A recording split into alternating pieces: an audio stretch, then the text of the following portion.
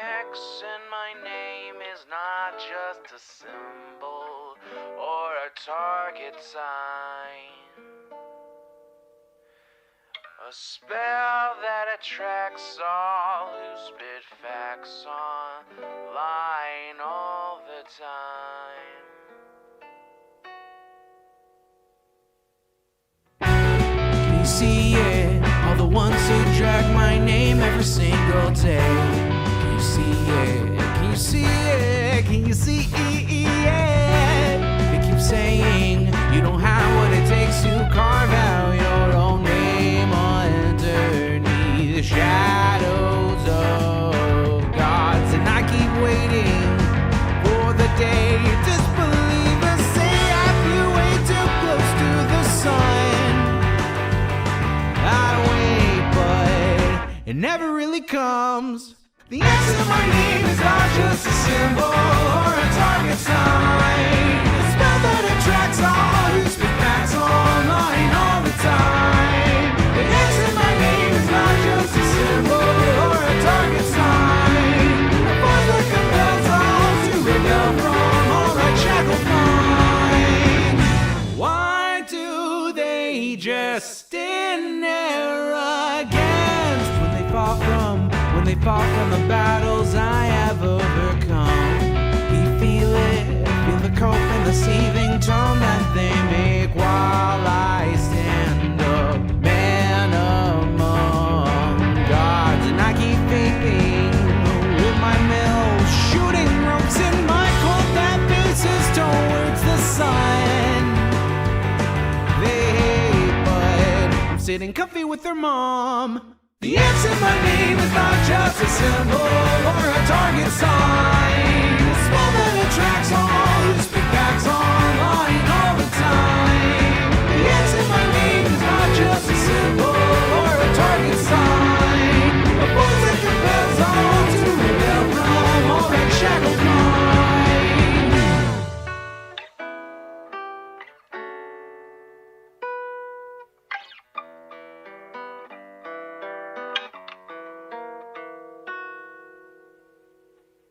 The X in my name is not just a symbol or a target sign. A spell that attracts all who speak facts online all the time. The X in my name is not just a symbol or a target sign. A force that compels all to rebel from all that shackled minds. It's you and me, your mom, it's me. I'll take another hit from my name. You've seen now, watch me right now, punch your face down. Show you how.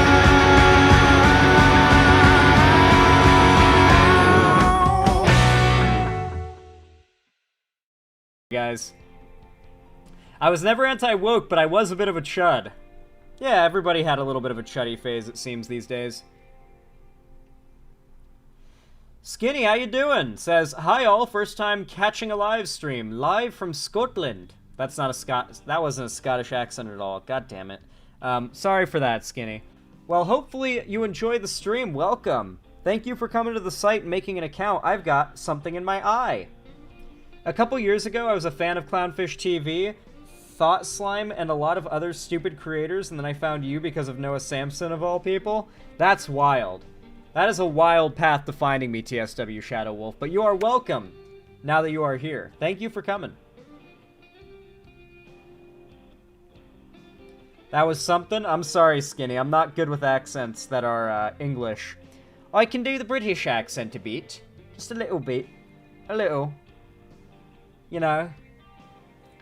I can say nar like an Australian. They say nar. Oh my god, I've really got something in my eye. What the fuck, bro? Yo, Bengo the Buck, thank you for the $5 donation as well. Wow, you are extremely kind and generous. Thank you. Said, Tim Walls hosted a rally at my college today. I attended, and I got to shake his hand. Pretty good day. God damn, that's awesome.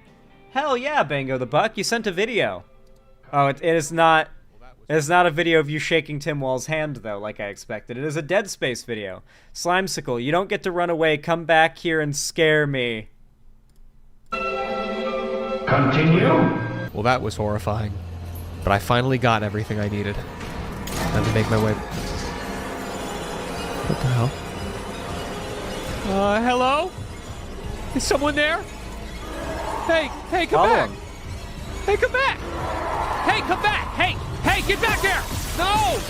You're the monster! You don't get to run away! Come back here and scare me! Come back here and scare me. I love how it switches to an animation. That's great. That's really good. I love Slimesicle, by the way. He's funny. The 2020 election making Trump more toxic has made it clear to a lot of people that he has got too much ego and hubris to be president. He shouldn't have gotten involved in politics. I sure hope he has given people that impression. But his main supporter base loves it when he gets real out of pocket. You have to remember that. All protections for abortion rights. And I've talked about this as a risk. I've talked about other situations where this has happened, but, well, I'll just read the headline, and you'll know exactly what we're talking about. Texas teen suffering from miscarriage dies days after baby shower due to abortion ban as mom begs doctors to do something. This has been the reality for years now at this point, and it's only going to get worse. More stories like this are only going to keep happening. It was exactly what the GOP planned. They frame it as though it's states getting individual rights to control, or no, they frame it as if it's the people in the states having the individual right to control whether or not abortion is legal in their state, when in reality it is the representatives that decide that, and that is not something voted on by the people. And the people who did not vote for that representative, which might make up nearly half of the population of those states, have to live through these restrictions regardless. Nevaeh Crane, was 6 months pregnant when she developed sepsis while suffering a miscarriage. The 18-year-old went to the emergency room 3 times with severe symptoms, and doctors had to confirm fetal demise, quote-unquote, before intervening. She died hours later in the intensive care unit. That's right, guys. For those who don't know, regardless of the state of the mother's health, in the majority of these red states where they have banned abortion, the baby inside has to already be dead before they can perform an abortion, which oftentimes leads to the death of the mother before the doctors are allowed to do anything to save the mother. It was all part of the plan, guys. This was always the plan with their whole quote-unquote compromise. Any compromise on abortion rights leads to this. This is why the left never, ever wants to compromise with the right when it comes to someone's access to an abortion. Because if you compromise and anyone doesn't have access, anyone isn't allowed, then situations like this happen. And the law should not enable innocent mothers dying. A Texas teen died after the state's ban on abortion stopped her from getting life-saving medical care while experiencing pregnancy complications. On October 28, 2023, the day of her baby shower, Nevaeh Crane woke up with a headache. Shortly after, the 18-year-old, who was 6 months pregnant, developed a fever followed by nausea and vomiting. She struggled through her baby shower, and by 3 p.m., her family decided to take her to the emergency room, ProPublica reports. Crane's boyfriend, Randall Broussard, drove her to a nearby hospital, where they sat in the waiting room for 4 hours. Staff reportedly gave her a plastic pan as she continued to vomit in the waiting room. After testing, Crane was diagnosed with strep throat. The teen was also experiencing abdominal pain in addition to vomiting, but her pregnancy was not evaluated. She was discharged and prescribed antibiotics. A lot of doctors' visits are like this. Like, you've got to, really push on some, medical professionals how much discomfort or pain you're in order for them to do anything. And even then, they might just send you out. There are countless horror stories like this of just malpractice killing innocent people that went to a hospital assuming that they could just leave their health in the hands of the doctors and the nurses and they'd be okay. And nope. Nah. In the middle of the night, Crane woke up her mother, Candace Fales, complaining of intense stomach pains. According to the outlet, Fales drove her daughter to an oh my god, I cannot read today and I feel so bad about it, to a different hospital where an OBGYN reported that she had a fever of 102.8, that is very much a fever, and a high pulse. She was showing signs of sepsis. Sepsis is a serious condition in which the body responds improperly to an infection, according to the Mayo Clinic. It can lead to septic shock and death. In a typical year, at least 1.7 million adults in the US develop sepsis, and nearly 270,000 die from the infection, according to the Centers for Disease Control and Prevention. Crane was given IV fluids and antibiotics for 2 hours, but her condition continued to decline. In addition to strep, she also had a urinary tract infection. However, a nurse checked that her baby had a heartbeat, so she was free to be discharged from the hospital with more antibiotics.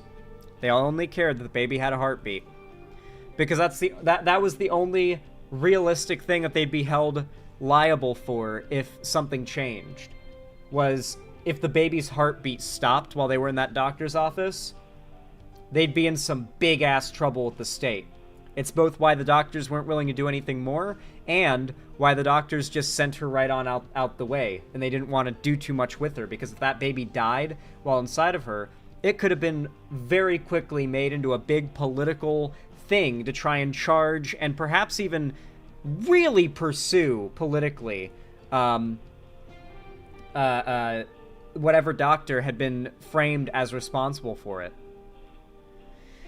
It's bullshit, Fales said, per the outlet, as Crane had to be taken home in a wheelchair because she was unable to walk.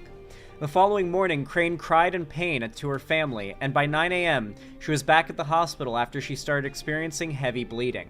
She was suffering a miscarriage. Medical staff started Crane on IV antibiotics, and the OBGYN on duty also reported that she couldn't find a fetal heartbeat at the time. Fales told the outlet that a half hour later, she noticed her daughter's thighs were covered in blood. Do something, Fales pleaded with the doctors. The near-total ban on abortion in Texas meant the doctors couldn't do anything to remove the unviable fetus unless Crane's life was at risk. She would either have to get sick enough for doctors to intervene or miscarry all on her own. Quote, pretty consistently, people say, until we can be absolutely certain this isn't a normal pregnancy, we can't do anything. I've seen this. I think you've donated this one before. It's pretty funny, though. Before I play it, though, Bengo the Buck, thank you for the $5 donation. I really appreciate that as well. Thank you. Says, I hate Hassan for encouraging his viewers not to vote after hearing stories like that one. I hate the whole Kamala is actually conservative narrative him and his fans came up with. Fuck Hassan. He didn't come up with it. His fans didn't come up with it. He just parrots it. But yeah, thank you for the $5, and I completely agree. It makes lefties unwilling to actually do something to stop fascists from ruling the country. Makes you real frustrated with them, doesn't it? Have a good night, Stella. I hope you enjoyed your time in the stream. Thank you for coming. All right. Well, let's check out One Piece 34's Where the main hell video. am I now? Peter? Oh no, not again. You lose the medals that you never find. Can't hide from what you feel. Sure, no more compromise. This is too won't die, and now you cross that line. You wake the beast inside. No more compromise. This is too won't die. I want you one last time. You'll wake. Joe Swanson is just too powerful. Thank you for that, One Piece 34. I appreciate it. What's the top comment on this? Joe's voice is weirdly harmonious, and I fucking love it. Joe Frontiers, break through your legs.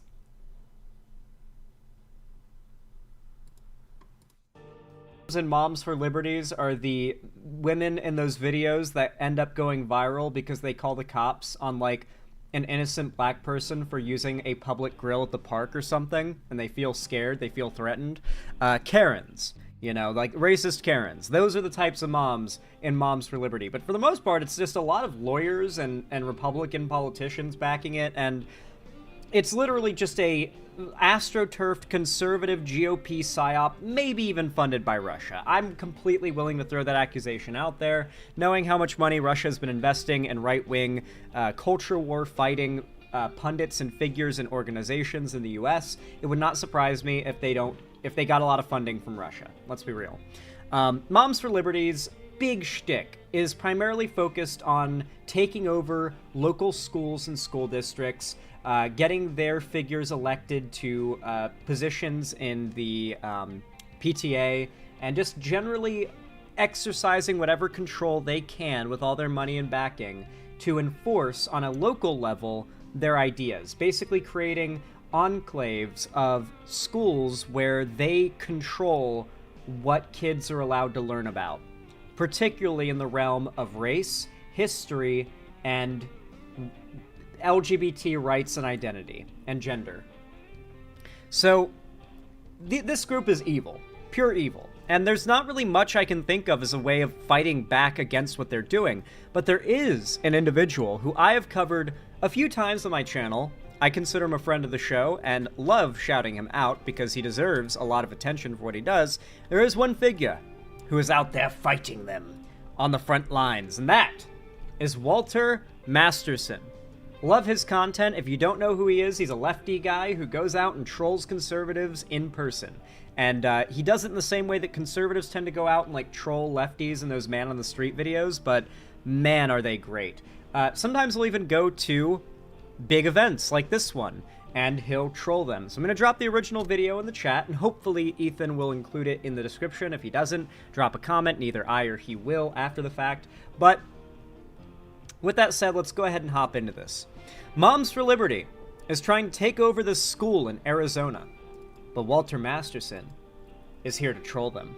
Let's watch. I've not seen even a second of this, but knowing his past videos, this is going to cook pretty hard. After last week's tragic school shooting, I wanted to help our school to protect our children by making a list of books we should ban.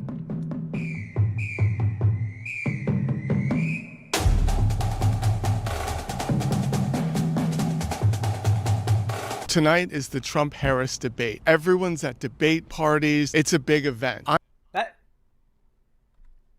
Tonight is the... Why is there a... That's a pineapple, I think. I might be wrong. Maybe it's like agave or something. But I think that's a big-ass pineapple. I think that's a pineapple. Listen, I garden, all right? I grew up my whole life gardening. And so if I see a plant that I find mildly interesting, I get all worked up about it, okay? I think that's a big-ass pineapple. What the fuck? It's huge. I think that's the pineapple itself growing right there. That's where it would grow if it was a pineapple. That's agave? It's agave. Okay. To be fair, pineapple and agave look kind of similar. All right.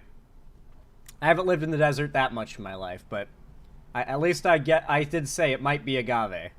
Yeah, Zan, give me the plant. Trump-Harris debate. Everyone's at debate parties. It's a big event. I'm here. I'm at a school board meeting in Arizona. I don't live in Arizona. I came out here because Moms for Liberty is trying to take over a school board in this district. Arizona. For those who don't know, Arizona, beautiful state.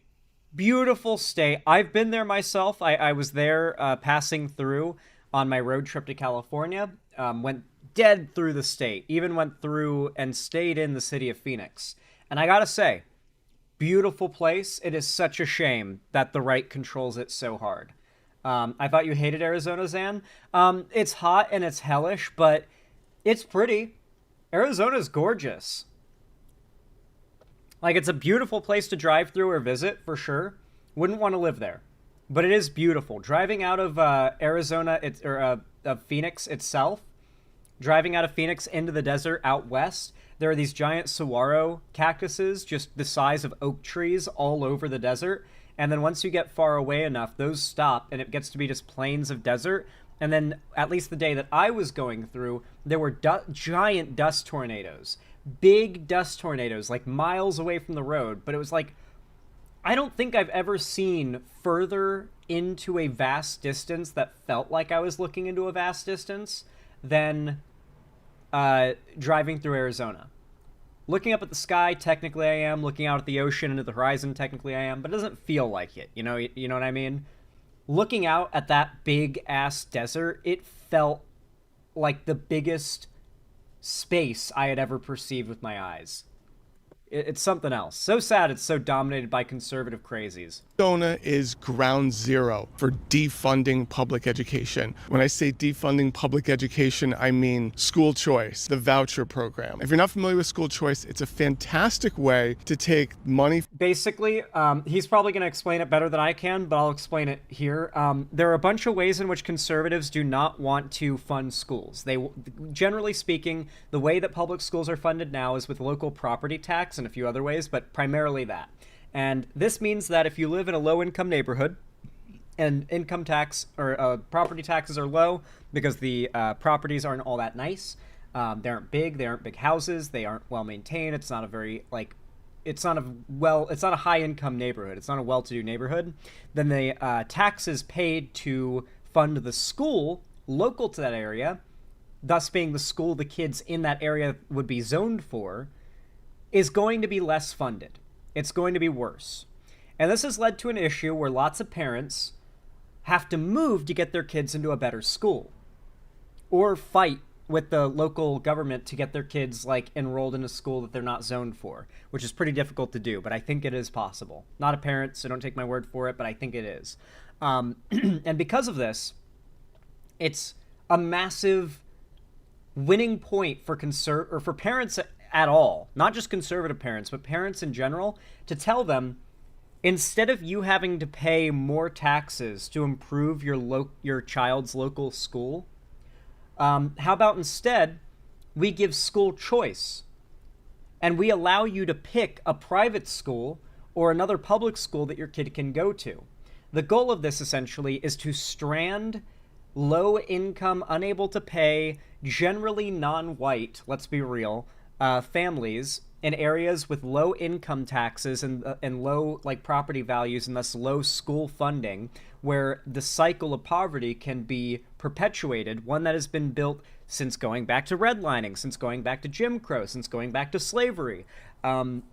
These things have scars that last a long time, and this is just sort of using the scars of redlining to do modern day racism, but to kids. That is the goal of this whole school voucher, school choice thing, and it's why the Republicans push it so hard. Individual parents have their selfish desires appealed to with policy like this, but on a grander level, if you have any empathy for children and parents across the country as a whole, you would not be in favor of these policies. It's very much a fuck you, I just want to make sure my kid is fine and I can send my kid to a school I want him to go to. I don't care if there's tons of schools in the inner city with no funding where kids have 30-year-old, ripped up, drawn all over textbooks that aren't ever getting replaced, no modern technology, teachers that are underpaid and hate their job. They want to keep that going, and their way of doing that is using things like school choice as a shield, not a shield, but a lure to convince American parents to support awful policy that leaves tons of children and families off to the wayside. For public education and give it to people already sending their children to private schools. That's it. That's all you need to remember. All the satanic panic you've heard about gender. In large part, it's meant to support the Christian conservative private school industry, which is very popular, especially in the South. They also have a lot less regulation on what they're allowed to teach kids. For example, private conservative Christian schools can teach their kids that evolution isn't real. I'm pretty sure they can. These are a lot of reasons why conservative parents are appealed to by this policy. Ideology, critical race theory, all of that is a way to defund public education in the United States. That's it. These people are mad that education is secular, and they are mad that public education money isn't going to private corporations. So for this school board race, there was Lewis, Sharkey, and Patinsky. These are the people that don't want to defund public education. And the people that do want to defund public education are Jacobs, Beasley, and Hassler. Very simple. Jacobs, Beasley, and Hassler. They support school choice, they support the voucher program, and they want to be school board members for a public school. They're plans for Moms for Liberty, by the way. This is what Moms for Liberty does. They astroturf planted figures into school boards and PTAs across the country in order to meticulously, town by town, school district by school district, enforce their beliefs on kids. I think my YouTube is cooked 144p and still lagging. No dropped frames on my end, so if it's probably YouTube, but no one else is complaining about it either, so you might just want to refresh. Could be your internet as well. Rainbow Dash, spades of approval. I hope things get better for you when it comes to your internet and the lag. These people do not believe in public education, and they want to work in public education. Since it's JBH, their slogan is just be honest. And if they were just being honest, they would say, we don't believe in public education. We want all that money to go to... It reminds me of the old Google slogan, don't be evil.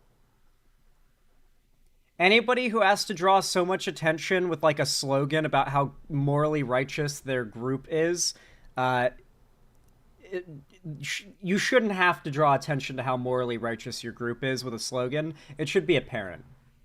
Private corporations. I know you've seen a lot of get out the vote videos. This is me telling you to get out the vote in your local school district. Wherever you are, there are Moms for Liberty candidates trying to get elected. I live in New York City. Moms for Liberty took over District 2 in big, bad, liberal New York City. Yes, I want you to vote in the election.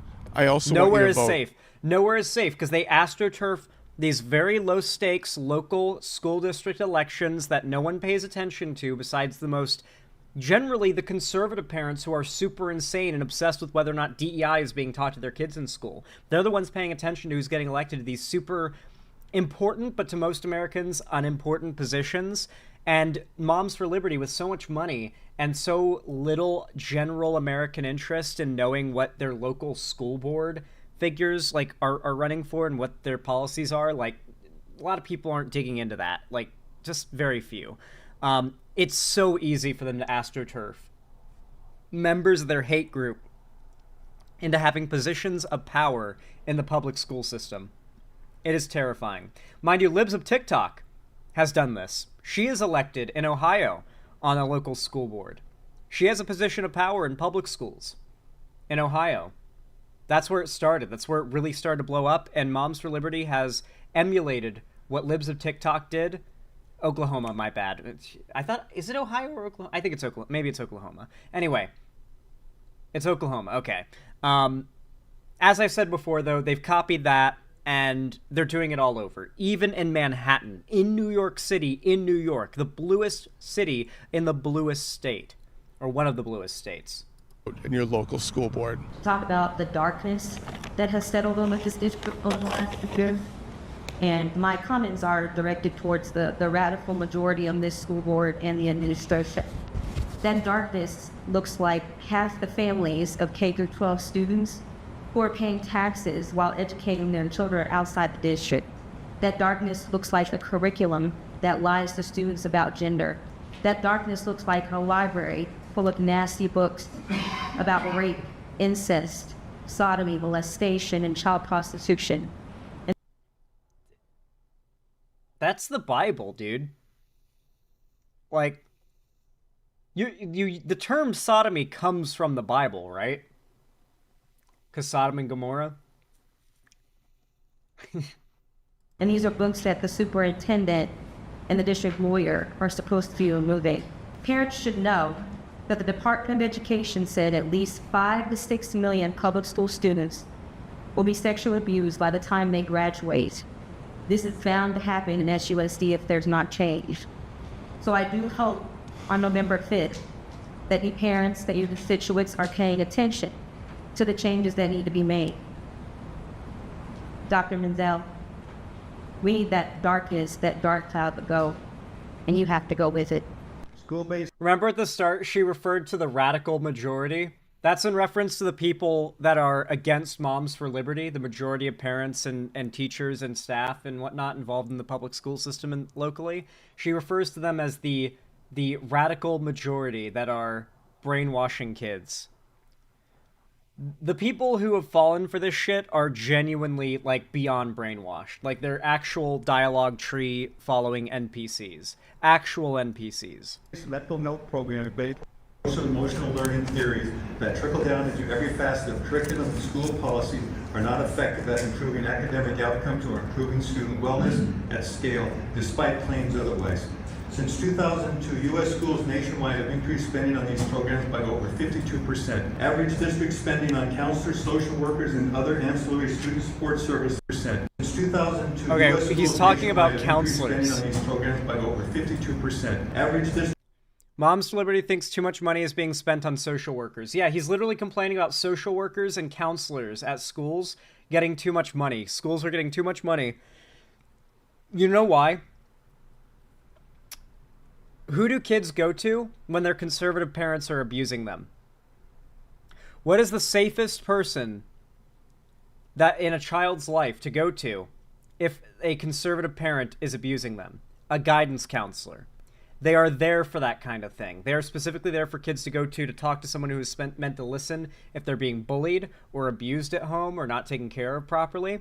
They want to eliminate the existence of social workers, of CPS, and definitely of school counselors, because it's a way for which their children can speak to an adult that cares about them about how badly they're being treated, because they know that in the real world, the way conservatives treat their kids in general is not acceptable.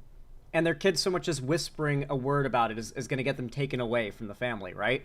And so it wouldn't surprise me if a lot of these abusive conservative parents, and most of them are abusive as like a core fundamental value of conservatism, to be clear, like go to any conservative part of Twitter and ask if it's okay to like hit your kid in the face if they've done something wrong, and see how many of them start screaming at you that you're a cuck if you don't like hit your kid in the face, right?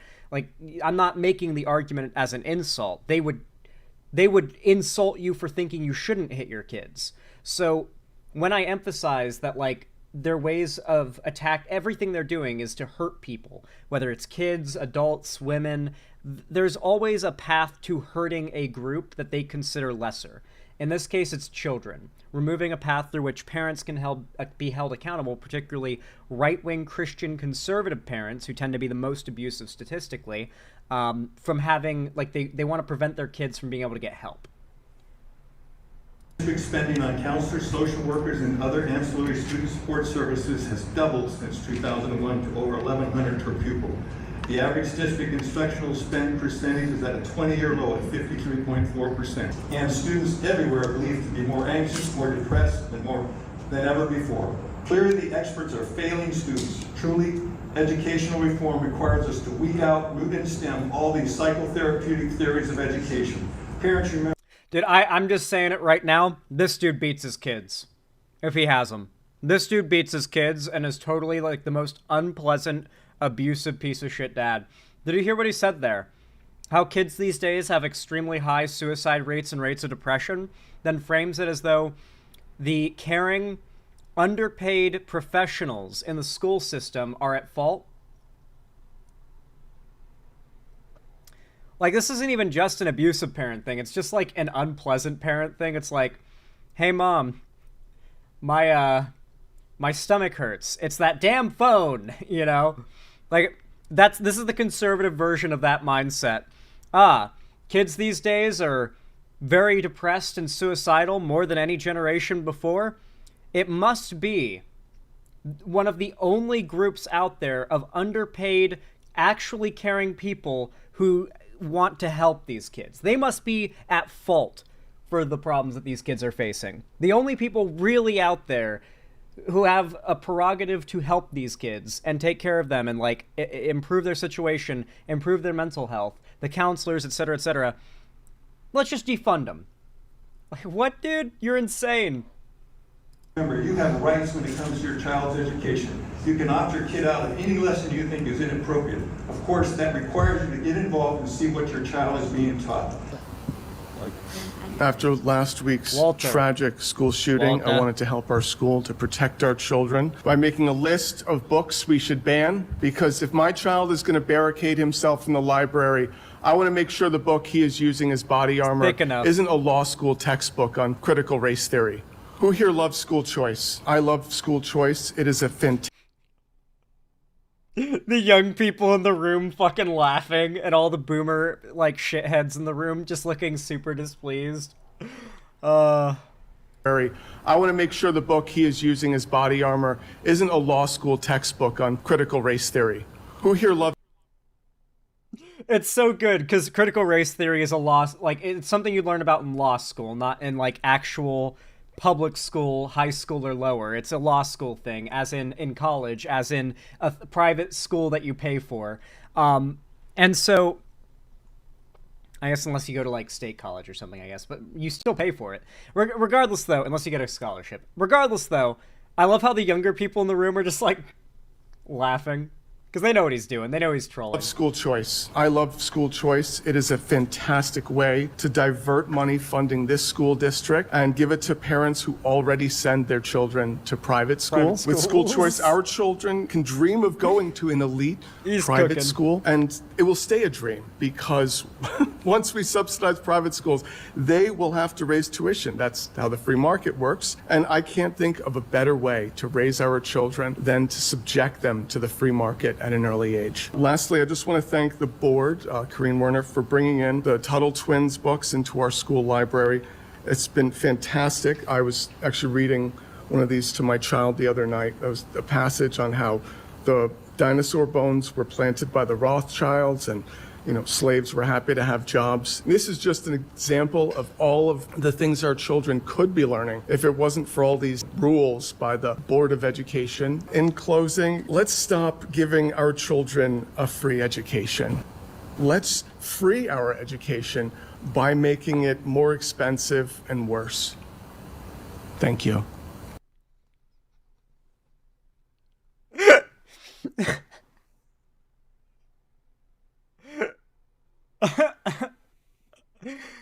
Oh, dude, there's a fucking Purple Heart Vietnam vet sitting here looking pissed. Look at his hat. It's his Purple Heart on it. Unless he's stealing valor, I'm pretty sure that's a fucking Nam vet sitting there looking displeased. And this lady here is like laughing, either because she's a conservative and is laughing like evilly, or because she's against the privatization, is just like laughing at the fact that he's trolling. Oh, you can't see? You can't see it. I see. Okay. Hold on. There you go. Now you can see him. I'm pretty sure it says Purple Heart on his hat there. So, I'm assuming Vietnam vet or something based on his age and his resting bitch face. I don't know why, but it seems like if you served in Vietnam, you also got free resting bitch face forever. And you probably have reason to, actually, considering a lot of things. Desert Storm, maybe? Desert Storm wasn't that long ago, was it? He's an old guy. Desert Storm wasn't that... I mean, yeah, no, it was. It was... I mean, he's pretty... He'd be too old for Desert Storm, right? He would have had to have been a bit older serving in Desert Storm. He's an old guy here. I think he's a Nam vet, dude. Or maybe... 35 years ago? Yeah, no. It's too recent. It's too recent. He's too old for Desert Storm. I think he's Nam. Look at that guy. Look at that face. This is the face of a man who got spat on when he got home from Vietnam. That's what happened, by the way. The soldiers got spat on. The war was so unpopular by the time that it ended that a lot of the veterans of that particular war were not particularly well received early on. And so, this guy went through, like, years of being a soldier in like one of the most unpopular wars, and maybe the most unpopular war in U.S. history, and he's still bummed about that. It's still got him pissed.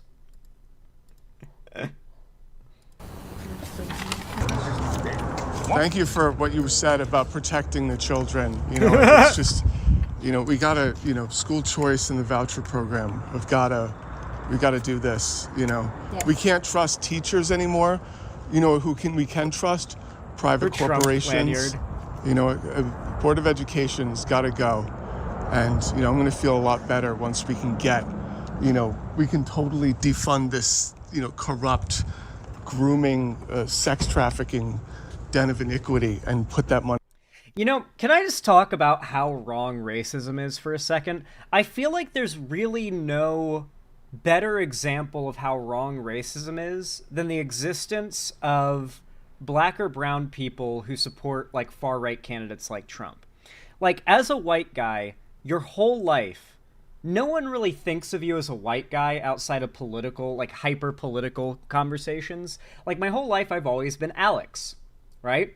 No one ever says, like, if someone needed to, like, know who I was, they wouldn't say, hey, that white guy over there in the shirt and the whatever. They wouldn't, like, specify my race. You know, as a white person, you get the privilege of being seen as an individual by everybody. Your race doesn't even become a factor in it. Just the fact that you're an individual who could believe things, have crazy ideas, be a smart or a dumb person, is fully accepted as a default from the get-go. No ifs, ands, or buts or conversation about it. That is one of the most fundamental and basic aspects of white privilege.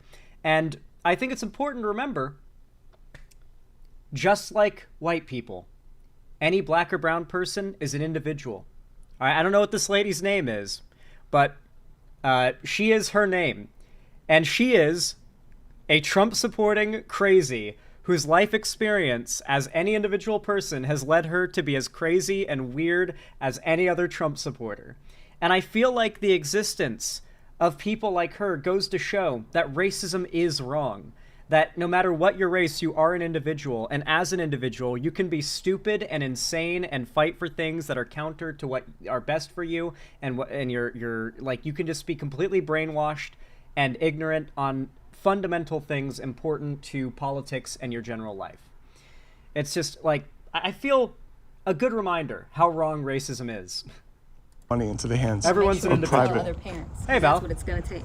Yeah, no, parents. No, and Yeah. you know the school board elections are coming up. It's going. Thank you for your service. No, and it's a lot. You know, you can't trust these teachers. You forgot Blair White exists? Yeah, Blair White's a great example as well. Trans people are themselves just people. They're individuals who can be insane and awful and weird and crazy, or they can be great people, right? Blair White just happens to be an awful person. And that's something that, as much as this is like the most, no fucking shit take you could ever hear from me, it does seem strange when you look like deep enough into the left. It seems like a lot of the left operates as if that's not true. This was much more of a conversation back in the day, but I would have genuinely had people in my chat like 4 years ago telling me that this woman's beliefs on like race relations in America are more valid than mine because I'm white. I'm so glad we got past that. I am so glad that the majority of the left has gotten past the unironic argument that crazy-ass black Trump supporters have more to say about race that's valid than a non-racist left-wing white person. I'm so glad we got past that id poll, because it's unironically racist. It actually is. And I'm not against white people, by the way. It's just racist, like, period. You know, that they're making, what, 50, 60K a year? You know, you can trust, the schools that are going to come in and take over. Parents acting like this towards each other and the school board is making students hate each other. Their parents are telling them to hate a certain group of people, and that LGBTQ. Exactly, that trickles on into school. Parents acting this way, it increases bullying, it increases depression because their parents are telling them to bully. See, she's explaining what's actually going on, not the weird bullshit narrative that one dad on the podium was explaining. Oh, the kids, they're depressed and they're killing themselves these days because the guidance counselors are overpaid and they failed these kids.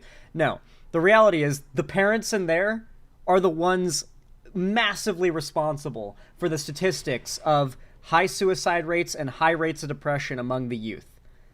And yet they'll weaponize what they cause as ammo to cause more of it. It's genuinely evil. I don't know how many of them are convinced they're good people fighting for a good cause and they're just that brainwashed. And I don't know how many of them know they're evil and awful and are just taking a paycheck from Moms for Liberty or Russia or from wherever, or if they're just truly evil and that's why they support these policies when they vote. I imagine many of them aren't, and I've just been fooled, but oh my God, I'm sorry. I keep having to burp. I apologize if that bothers you. So sorry. But she's explaining it better than that dad did. She's giving the actual correct take. The Moms for Liberty people that spoke said that, that depression and bullying is at an all-time high. Yeah, exactly. So it's very hypocritical because Right. it starts with them and then it ends with... Well, that's when you ask them, like, who are the kids that are getting bullied? Is it the straight, white, cis kids? Or do you think it's maybe non-white, non-straight, non-cis kids, or any combination thereof. Like, who would you really think is getting bullied more in school these days? They might argue to your face that it would be the cis white straight kid, but I don't know. Maybe they'd bite the bullet. Who knows? This depression that they're saying is at a all-time high, but in reality, they're the ones that caused it. The call is coming from inside the house. Yeah. You as a student have noticed an uptick. 100%. I didn't even see that coming, but you were like, oh yeah, they're talking about bullying. And it was like, oh yeah, you're right. They were talking about how depression's at an all-time high, yet they're the ones that are making their kids bully other kids because they're part of the community. They encourage that they hate. it. So. Yeah, and they are the sense. first ones to get up and say that they are the most oppressed right now. Yeah. Right? You know what? You go around the world, and every group that is doing the most damage to other people, is the first to play the victim. Exactly. That is just... Exactly. That is a bizarre tendency I've noticed, by the way. Like, you ever notice that, like, Ukrainians online don't play the victim? Like, Ukrainians online are not, like, doing this big boo-hoo, woe is me thing. They're, like, hyped up and patriotic and talking about defending their country. They aren't trying to, like, solicit sympathy and pity online, despite literally having their country invaded. I mean, Palestinians in Gaza don't exactly have internet access in large part, but if they did, I don't think they'd even be online if they were, like, in the English world of the internet complaining. I think it'd be much the same. But you know who is online trying to post to garner sympathy and play the victim in all this? Since the start, Russia. That's actually a very good, that's a good notice. I have picked up on that at least in the world of politics, the first group to claim that they're the victim tends to be the victimizer. Even on the, like, international scale. Yeah, Israel too. Israel loves, like, talking up how much the victim they are. And to be fair, civilians have been kidnapped, killed, and raped in Israel by Hamas. So that's pretty bad, but Hamas is not the Palestinians. And then in response, Israel's like, well, this Palestinian school has to pay. It's like, well, no, they don't. They really don't. Anyway, I really like Walter Masterson, and I highly recommend you check out his stuff. This is a great video, and I'm glad to see that he's out there fighting the good fight against Moms for Liberty and other astroturfed hate groups like that one. He makes great stuff. If you're not watching or subbed to Walter Masterson, change that. Go subscribe to him, for God's sakes. What are you doing? Quit delaying. Do it now. Anyway, if you enjoyed this video and you want to support it, then please consider leaving a like, whether you're watching live or after the fact when this goes up on its own as a video. Every single thumbs up forces YouTube in real time to push my content in the algorithm out to a wider, larger audience. Some returning viewers, many are new viewers, so I really do appreciate it, every single one of you who does that. Same goes for commenting, which boosts the effect of every like, so thank you to people who comment as well, and thank you to all the likers. And consider subscribing and ringing the bell icon to turn on all notifications so YouTube tells you when I go live or upload a new video if you haven't already, as if you don't, YouTube won't. And of course, don't forget to follow my social medias linked down below in the description as well if you haven't already, including my fan Discord. It is the free hub of my fan base and community, and on top of that, at least once a week, I host a gaming event, a call-in street. What is this? Agent Calc. Is this copyrighted? This might be copyrighted. Maybe not, though? Hard to tell if it is. We'll watch the first minute of it, because we are in a bit of a hurry. Let's check this out. Agent Calc. Perry the Platypus. We meet again, Dr. Equation. Agent Calc. What an odd surprise. Get it? Oh, it is. Odd math It is fun? Doofenshmirtz. What the hell is all of this? I'm glad you've asked, Calc. This is a nuclear bomb I've designed that'll go off in 3 minutes, destroying the world. Why would you do this? Oh, don't worry. I'll disarm the bomb if you can answer 3 math problems. Only 3 math problems? Yes, and you must answer all 3 math problems in front of your old math teacher. Oh, that's rough. Oh my goodness, Mr. Calc, is that you? Mrs. Crabapples! That's right, Mrs. Crabapples. And I've looked into your files, Calc. And turns out you failed all of her math classes. So, you think you can handle my crazy math problem? Bring it on, you 4-eyed freak! All right, here goes. Question 1. What's 8 times 8? Oh, shit! 8 and 8 went to the store and bought a Nintendo 64. The answer's 64. Oh. There you go. Oh, I was sure that would get you. Question 2. X minus 5 Lock in. equals 10. Solve for X. 15. X equals 15. Oh, that's 2 out Alright. of 3 with 2 minutes gotta and lock 30 in. seconds on the clock. We gotta lock in. I don't even know how I failed. These questions are too easy. You think those are easy, huh? Then how about this? Train A leaves town A at 5 a.m. traveling at 60 miles per hour. I'm Then lost train already. B leaves town B at 7 a.m. traveling at 70 miles per hour. The distance between town A and town B is 455 miles. If train A stops eating some ice cream and train B is So, Agent Calc, what time does train A stop? Oh, I remembered this one. Everyone in class got it right but you, Mr. Calc. Oh no, it's just like back then. Oh god, everyone's gonna die. God damn it! I should have paid attention in math class! 30 seconds left. Unfortunately, paying attention in math class never makes those particular questions easier. You know what I mean? Like, it's always like, okay, I'm doing great so far. I feel confident. And then they word a question weirdly, and you're not super confident how exactly you're supposed to answer it because the wording of the question's so weird. You're like, half my brain is focused on understanding the question. The other half is on answering the problem. That shit, that was the worst. That was always the worst in any math test, is when they were like, we're going to give you a story that you have to solve a question. It's like, what? Why? Why do I have to solve a math problem hidden in a story? Like, dude. Agent Calc. Come on, think. And so, class, can anyone tell me what time does train A stop? Mr. Calc? Mr. Calc? Bro's Mr. creepy. Calc! I'm up. One Piece Mr. shirt. Calc, you shouldn't be sleeping in class. Math is very important.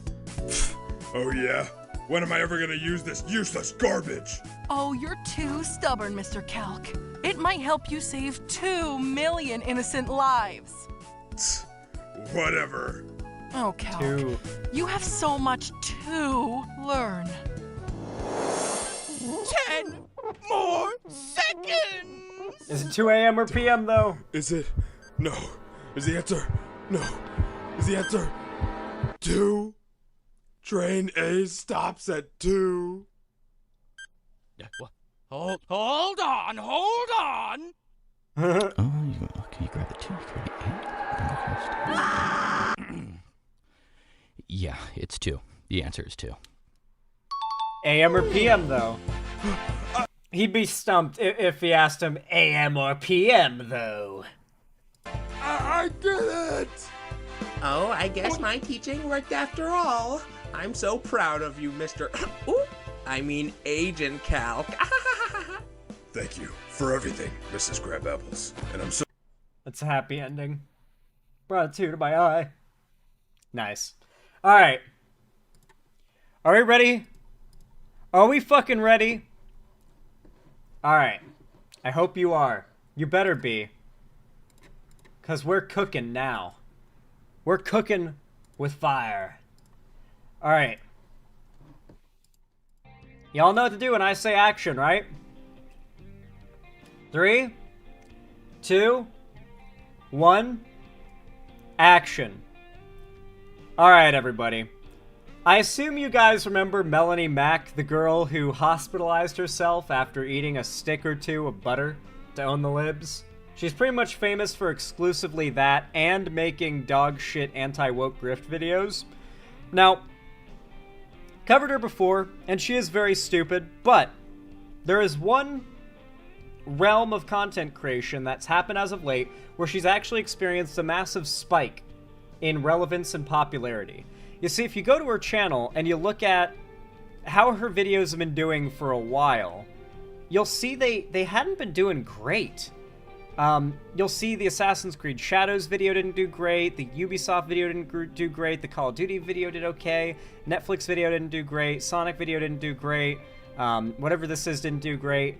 But what did do pretty well for her channel was a video on Dragon Age the Veilguard leaks that are supposedly worse than we feared. You see, this is very commonly what these right-wing grifttubers will do in the realm of gaming. Despite this entire realm of content creation having started due to Gamergate, and the excuse for Gamergate not being like a racist harassment campaign back then was that it was actually a movement to fight for ethics in gaming journalism, these people have zero ethics when it comes to their gaming journalism. They will report on rumors that originate from 4chan that were drummed up by people designed to get hate and attention. This has been a thing that's happened in the realm of gaming for a long time. Randoms on 4chan claiming that they're insiders for a company and making up fake leaks. It's happened for a long time, and usually you would know not to report on those rumors and leaks when there's no evidence for them, besides an anonymous guy saying, "Trust me bros, my dad works at Nintendo."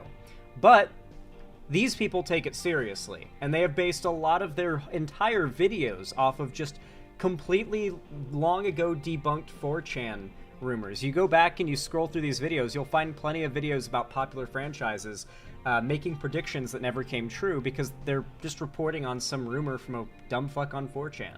Now, because she jumped on the Dragon Age Veilguard, this new Dragon Age game that's coming out soon, bandwagon, and this game does supposedly have some, according to Galaxy Bomb, some shady shit surrounding it, but has nothing to do with wokeness.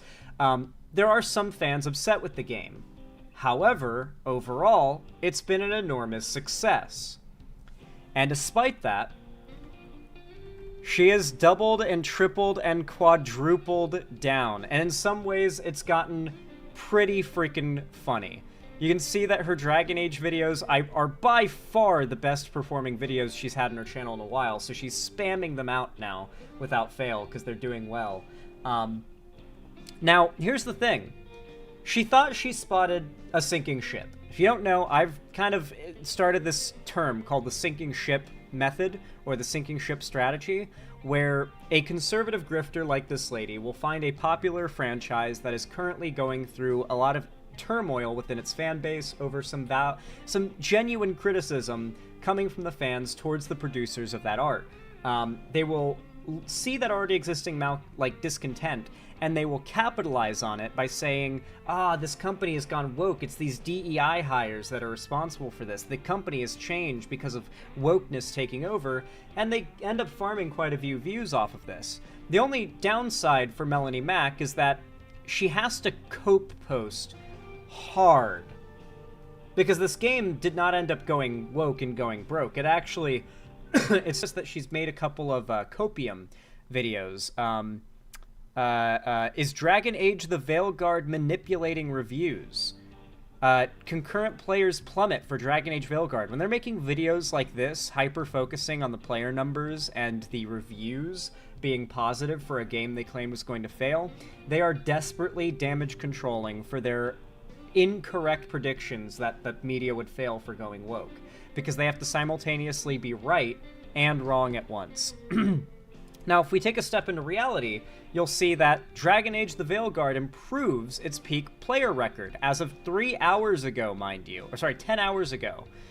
Dragon Age the Veilguard has surpassed 89,400 concurrent Steam players over the first weekend of November 2024. It hence significantly improved upon its peak player record from launch day, although early Market Watcher estimates suggest that Dragon Age the Veilguard is still far from breaking even. And that is a true thing. We're only on the second day of the game's release, but it's doing pretty well. Fans are pretty happy with it overall, and most of the fans getting mad at the game are literal tourists. That has been the case for a lot of franchises lately. I think this is why the right is starting to lose it a little bit. Let's see about this video. Is Dragon Age the Veilguard manipulating reviews? Dragon Age the Veilguard's Let's see what it's all about. Reviews are here, and according to a bunch of journalists, it's like the best Dragon Age game ever, but to all of us who have eyes and who have been seeing the gameplay footage and so on and so forth, we know that it looks lame and gay. So what is the disconnect? Okay, fair warning before you watch this, Melonie Mac is a content creator purely watched because she is a woman saying anti-woke stuff. There is not a single, like, shred of evidence, argument, or point made in any of her videos. Her fans do not watch her because she is good at this. They watch her because she is a woman validating their opinions. We are in for some of the most low IQ arguments we are going to hear from any content creator. She is going to summarize entire arguments with, "it just looks gay," and move on to the next point, with that being all of it. That is genuinely the peak of intelligence of her criticisms. Her fans watch her because conservative men love having a woman validate their conservative views, because they know internally that women are not down to clown with their politics, and any woman willing to validate them, it's an easy path to success. Millions of subs if they're able to play it smart enough, right? Shuonhead was not the first, but was definitely one of the biggest people to sort of normalize and sort of revolutionize that model. Gameplay looks lame, meanwhile I'm throwing meteors down to smite my enemies. Yeah, like, what they're referring to insofar as the gameplay looks bad would be any nitpick they can make about it on top of their primary issue, which is the fact that all Dragon Age games have always been woke, and that a new Dragon Age game was always going to be the target of these people's ire, inevitably, because the game would have so much LGBT representation, whether it be baked into the game through characters that are already, like, existent, or player choice. Are these journalists being paid or manipulated in whatever fashion to... Yeah, man. The game that you said was gonna suck and no one would like it, it's getting amazing reviews. It must mean they're paid for. They've done this for a while as copium for Marvel. You might not remember, but there was a time where no Marvel movies did badly. Like, when a MCU movie dropped, it was a blockbuster. Guaranteed. Always. Guaranteed. And for some reason, these chuds would time and time again try to bet everything on the downfall of a Marvel movie. From Black Panther to Captain Marvel, it was always going to go woke and go broke, and then it didn't. Black Panther ended up being, at the time, the highest-grossing Marvel movie.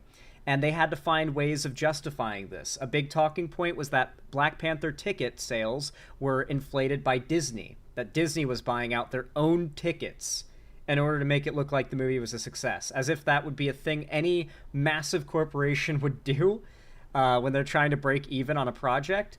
But they claimed this, and it just kept on falling flat for years until Marvel movies started to get stale post-Endgame. And it just so happened that bringing in a big new swath of heroes after Endgame, which is part of what pushed a lot of people off because they weren't interested in new heroes that they weren't used to in the movies before. They just wanted to kind of check out after Endgame.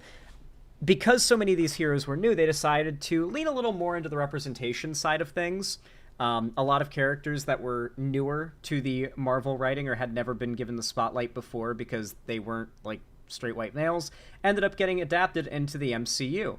And as that happened, the MCU, for different reasons, started to fall off in terms of box office numbers. It also helped that COVID happened and really hurt the theaters, and so every movie was doing very poorly. You'll remember that a critically and, like, viewer-lauded movie, Furiosa, the Mad Max Furiosa movie, was massively attacked by Melonie Mac and all of the chud anti-woke grifters, and they reveled in the movie's box office failure. But everyone agrees it's an amazing movie. The unanimous consensus, just like with the D&D movie, is that it was an amazing movie that deserved to do better than it did, and it didn't do well in the box office just because of COVID and the state of movie theaters. But they revel in the failure of that type of media.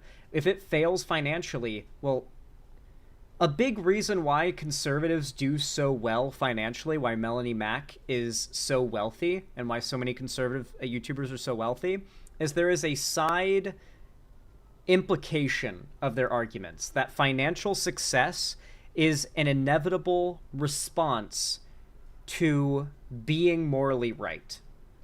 And so conservatives view that their favorite right-wing figures having so much money and success, that is their reward for being correct, and that the left being so poor and financially and, like, in terms of platform, less powerful than the right online is actually their punishment for being wrong, and that the money is going to the people who are speaking the most sense. And so there's always this implication that something failing financially is in and of itself evidence of moral wrongdoing. Another really good example of this is Sunny V2. I don't know if you guys have, like, besides the Ava Tyson stuff, looked deep into Sunny V2's entire grift, but his whole thing is, like, making videos about the downfall of YouTubers, and if a YouTuber has a downfall, regardless of for what reason, he'll manufacture some moral dilemma that caused it in order to justify, like, you see, like, he did a bad thing, and because of that, he lost out on all of his money through YouTube. And it's like this really weird and bizarre standard they set. Yeah, the sirens, the feds are coming for me. Nah, I live in a city, guys. There's ambulances go by. An old person probably died. Push these great reviews and trick people into buying a gay game. Let's go ahead and dive into this video. And trick people into buying a gay game. Like I said, we're dealing with some low IQ content here. And discuss. So we have coming to us from That Park Place. A YouTuber speculates BioWare is attempting to manipulate reviews by not handing out review codes to creators critical of game during a playtest. The Dark Place is... I've never heard of The Dark Place, to be fair, or That Dark Place. I guess it's a new anti-woke game review site. YouTuber speculates is the first 2 words of that headline. Any headline that starts with YouTuber speculates should immediately be thrown into the trash heap and never thought of again. I mean, you kind of see this much already this is pretty par for the course in general with a bunch of games. Like, for example, with Tomb Raider, I used to get codes, products for giveaways. I got sent to events. I got a bunch of swag goodies from different... No, you didn't. No, you didn't. You were not a big figure in the gaming community before you started grifting right-wing stuff.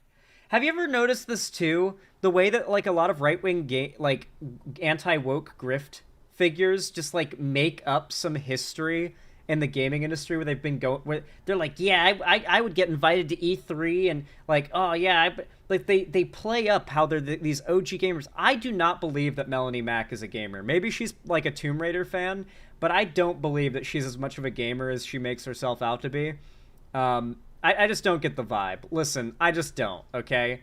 You have to understand there is a massive market for dudes that will just, like, shill money, views, and likes over to a woman who pretends to be, like, a loser gamer, right-wing chud like them. It's, like, such an easy grift. I'm pretty sure that's what she's doing through and through. I don't think there's anything genuine about it. Tomb Raider, especially, like, whenever the reboot games were first coming out, I got, like, swag. She was part of GameStop's marketing team, but that is literally nothing. That is nothing. You realize that's literally nothing, right? GameStop, a dying company, hired her on to their marketing team, which is a marketing team of thousands of people for a multinational or at least international corporation or national corporation. So yeah, she was no one special ever until she started doing these videos. Swag bags, all that kind of stuff, and early access, this, that, or the other. Well, once I started speaking out more vocally about my critiques and all of that kind of stuff and how, hey, wait a minute, this isn't making Lara Croft become the Tomb... Also, why is she calling anything else gay when she's got a woman tattooed on her arm? Tomb Raider, this is a replacement of Lara Croft and I don't like that, then, all of a sudden I didn't get codes anymore. I I didn't get any swag bags or anything like that. And so a lot of these companies do is obviously that, but in addition to that, a lot of times they do foster a even... Okay, God, like I said, guys, her videos are really just nothing. Sometimes I wonder if, like, my commentary isn't entertaining or enlightening enough to, like, succeed on... Jesus Christ. There's some kind of, like, massive car accident a few blocks away or something. Jesus. Hope people are okay. But like I said, there's very little substance to these videos. Every time I end up watching them, there's, like, literally nothing. It's just sort of mumbling and rambling. And I always wonder, like, is my commentary not good enough to, like, succeed on YouTube? But then I see that content creators with, like, hundreds of times more subs than me or whatever cannot even string together a sentence without... and make a proper argument, like a genuine argument that isn't just saying, it's just kind of gay and cringe. It just reminds me that there are people less talented than me who've achieved more success, and it helps with the inevitable imposter syndrome. So I just want to say, Melonie Mac, thank you for curing my imposter syndrome by sucking so much. I really appreciate it. I really do. Zan, at least your good background noise on the subjects I'm not very interested in. These people aren't close to that. Yeah. Wait, I'm pretty sure that tweet is showing an early game puzzle. These are Dragon Age Veilguard puzzles designed for smart players who want a challenge. I assume it's like some early, like, first puzzle of the game or something. They do this a lot. Obviously, I could give examples from other pieces of media, but, like, come on. Don't get your opinions on media from YouTubers. And when it comes to games, when it comes to movies and shows, that's a given. Like, if you get your opinions on a piece of media from a YouTuber on a movie or a show, you're like a massive loser. And no one even like everyone hides that they do that if they do, because they're so ashamed of it. But when it comes to games, because a game could be a scam. Like, a game more often than not is going to take 12 to maybe even 80 or more hours of your life to get all that you paid for from it, right? That's a lot of time. And if you don't want to be dropping $60, $70, or $80, however much AAA games are worth now, on a subpar product, then it might be smart, and it has been normalized as quite smart, to trust a YouTuber or a group of YouTubers with early reviews on a game to tell you, like, before you buy type stuff, right? You know, the before you buy channel from GameRanks. Like, IGN is fairly trustworthy, although they tend to be kind of chilly, I guess. They always try to average for a 5, right? They never really try to score anything below a 5 unless it's, like, horrible, you know? Like, IGN's not terrible, but they're also, like, very safe, you know what I mean? IGN plays it safe. And so what they oftentimes do is these people lie to their audiences about the content of the media that they're making. That's why you can't trust YouTubers. I get that you don't want to spend your money on a game that you might not end up liking, but for God's sakes, don't take someone with such a clear political, ideological bent. Don't take your takes on something from them. She's clearly not played or playing Dragon Age Veilguard. No YouTuber who isn't playing the game that they're criticizing should be taken seriously. That alone is a massive breach in fundamental journalist ethics, something that, mind you, she is complaining about in this video to cope about the fact that the reviews are so good. Mind you, she made another video where she claims that the viewer or the player count has dropped, and yet it just hit 10 hours ago its all-time peak. It gets to a certain point where these people will just false report. They will just make up stories and lie. I don't know, man. It seems that her new video, actresses audition for live-action Lara Croft and Phoebe Waller-Bridge television series. No one gives a shit. Literally no one gives a shit about it. Damn, Melonie Mac. Was it worth it? Was it worth getting hospitalized for eating a stick of butter? Listen, with full disclosure, I've not played Dragon Age Veilguard myself or any Dragon Age game. I just know a lot about it because I've got friends who play them. I don't plan to play Dragon Age the Veilguard. Maybe one day I will, but no time soon. So I don't really have like a say in this. Like, and I'm not trying to defend the game. I'm more so pointing out what is so obviously a grift from someone who isn't even a fan of the series, that, like, as a fan, you should feel, like, offended that someone like her is trying to grift off of your genuine concern for the well-being of a franchise that you care about. So, that's really all I have to say about it. But hey, if you enjoyed this video, and you thought it was good, you thought it was entertaining, educational, or even enjoyable, then please consider dropping a like. Every single thumbs up boosts my content in the algorithm in real time, whether you're watching live or after the fact when this goes up as its own video. I really do appreciate every single one of you who goes out of your way to hit that thumbs up. It means so much. And especially those who also hit this, or comment as well. Comments are massively helpful, and I really, really do appreciate all of them from all of you guys who go out of your way to do so. Same goes for subscriptions and those who turn on the notifications via ringing the bell icon. Thank you to everybody who does that. Make sure you do if you haven't already, because YouTube won't tell you when I go live and upload if you don't. And follow my social medias, linked down below if you want to see more from me on other platforms, including, especially even, my fan Discord server, which is of course linked down below. It is the main hub of my community and fan base, and on top of that, at least once a week, I host game events, call-in streams, or watch parties there. And on top of that, do not forget, I also announce all my new uploads and streams, so you won't miss anything if you join. Make sure you got notifications on, and you'll be good. Finally, if you want to support me directly and you can afford it, I'm back. Good to see you guys. I hope you didn't get too bored waiting for me to return from the bathroom. In the meantime, while I wait for you guys to let me know how the 3 minutes I spent away were, I'm gonna go ahead and read Pepper T21's donation, which thank you, by the way, for the $5.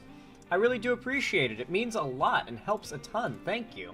Said, did you say let me break it down for you, Mark? Also, reanimated skeletons tend to be stronger than zombies because the magic has to do extra work to move. Interesting. Let me break it. Yes, I did in fact quote this video. Let me break it down for you, Mark. Let me break it down for you, Mark. Your mother and I have a relationship that is all about a master-slave dynamic. When I said she was more like a pet to me, I meant that in the most literal way possible. Remember that time you found a dog collar under the couch? And I told you it was because we were getting you a dog. That was a lie, son. Truthfully, your mom likes it when I put her on a leash and walk her around the backyard. She's usually naked, of course. I can't explain why, but the whole thing is her idea. She'll piss on trees, sleep in dog cages, chew up furniture. She once took a full-sized adult woman shit in my Dockers. Your mother is one fucked-up slut, Mark, and I love her, but I'm not bringing that energy back to Viltrum with me. And frankly, she scares me sometimes. I don't know who molested her or how they did it, but there is some dark juju in that woman's head, and I just don't know if I'm strong enough to fuck it all away. Let me break it down for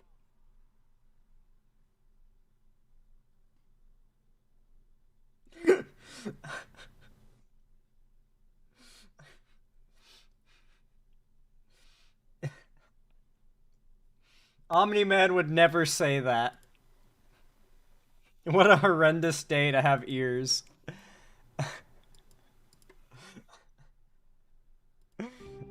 Y'all know what to do when I say action, right? 3, 2, 1, action. Alright, guys. For half of you watching this, you're gonna have no goddamn clue who or what I'm talking about. But for the other half, man, I'm putting you in a time capsule right now, or a time machine, and I'm taking you back to the crisp days of goodness and happiness and no problems at all whatsoever that we remember as 2016. Just everyone's favorite year, if you were around to remember it, I'm sure.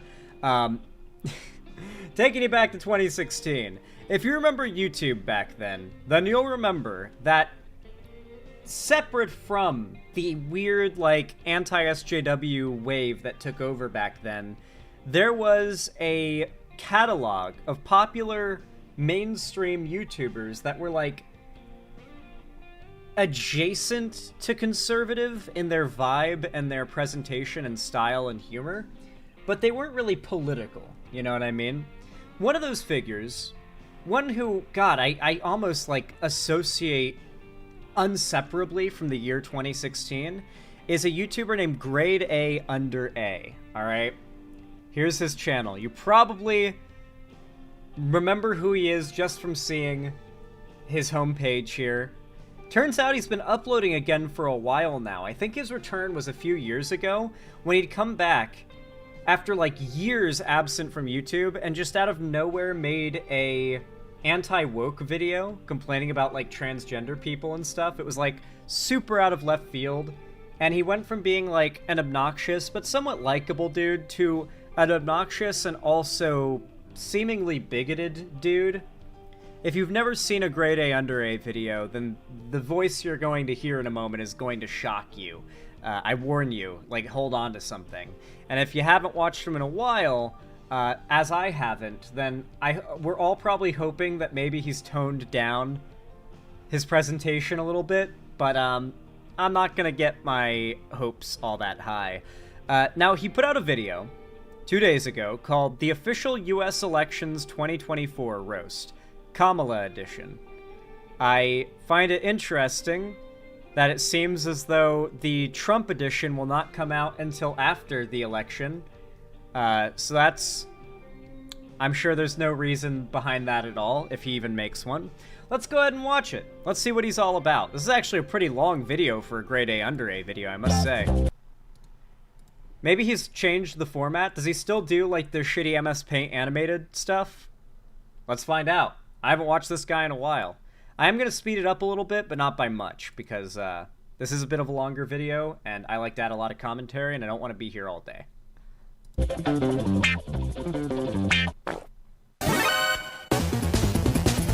Mate, the US elections are well underway, and it's Trump versus Kamala for the position of president in 2024. But there are...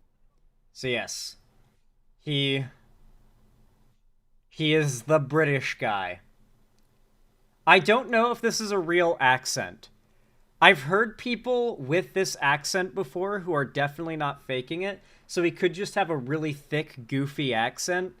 But I'm inclined to believe he's got to be hamming it up for the camera, right? Right? Anyway, let's hop into this. Voters who are still undecided. So I thought I'd help out with a quick guide covering both candidates and looking at what they've each proposed and taking the pick out of them too, so you can decide who's better. So right. Here's Grade A's guide to the 2024 US elections.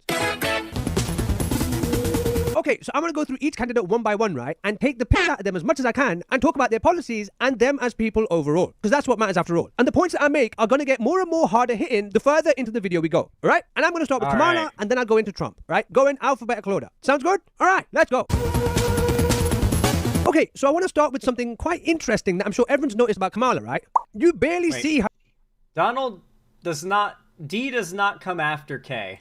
Anyway, like Trump is doing rallies and interviews and speeches and appearances and podcasts out the arse, right? And Kamala is just hiding away, in comparison. This is not true. Kamala Harris has actually been on the campaign in the states where she needs to win. Trump has been going on to podcasts and faking, mind you, his appearance working at a McDonald's and dodging questions on whether or not McDonald's workers should be paid a living wage. Kamala Harris has actually been on the campaign trail. In fact, it's Donald Trump, who is not even in the states that matter to the election, is currently challenging results. You know, like, what do you mean? Also, Kamala Harris tried to get on the Joe Rogan Experience, and for some reason Joe brought on Trump and didn't bring on Kamala Harris. But I'm sure that must somehow be Kamala Harris's fault. All right, we're off to a bad start. Like, have you guys ever heard that phrase? 'Tis better to be silent and be thought a fool than to speak and remove all doubt. Yeah, that's basically her campaign slogan. Trump's out here doing as many appearances and rallies as possible, right? So he can share... Wait, what? Kamala Harris has had larger rallies than Trump. Like, Kamala Harris's rallies have literally been larger than Trump's. It is funny when, like, a British person is trying to, like, talk from a position of authority about, like, the election here, When this guy's got no, like, well, besides what any other person in an allied nation to America has, stake in America's success, you know? Yeah, his policies and views for where he wants to take the country to as many people as possible, right? And Kamala isn't. She's nowhere to be seen. Probably because... Literally just, like, last night, wasn't she, like, or no, it was the day before yesterday, she was, like, on a massively viral, like, she was in the cold open for the new episode of Saturday Night Live. That's like one of the most watched shows on television for like decades now. And that's just the other night. She literally challenged Trump to the debate. Trump refuses to do another one. This is just playing. Gradeaundera here is doing like the peak 2016 YouTuber thing. It's ironic that I started the video how I did, but like it's actually perfect that I did because this has come back around, the whole 2016 thing. Back in 2016, the meta was to pretend to be a centrist. Every successful right-wing pundit claimed to be a centrist, from Dave Rubin to Sargon of Akkad. They were all classical liberal centrists and egalitarians.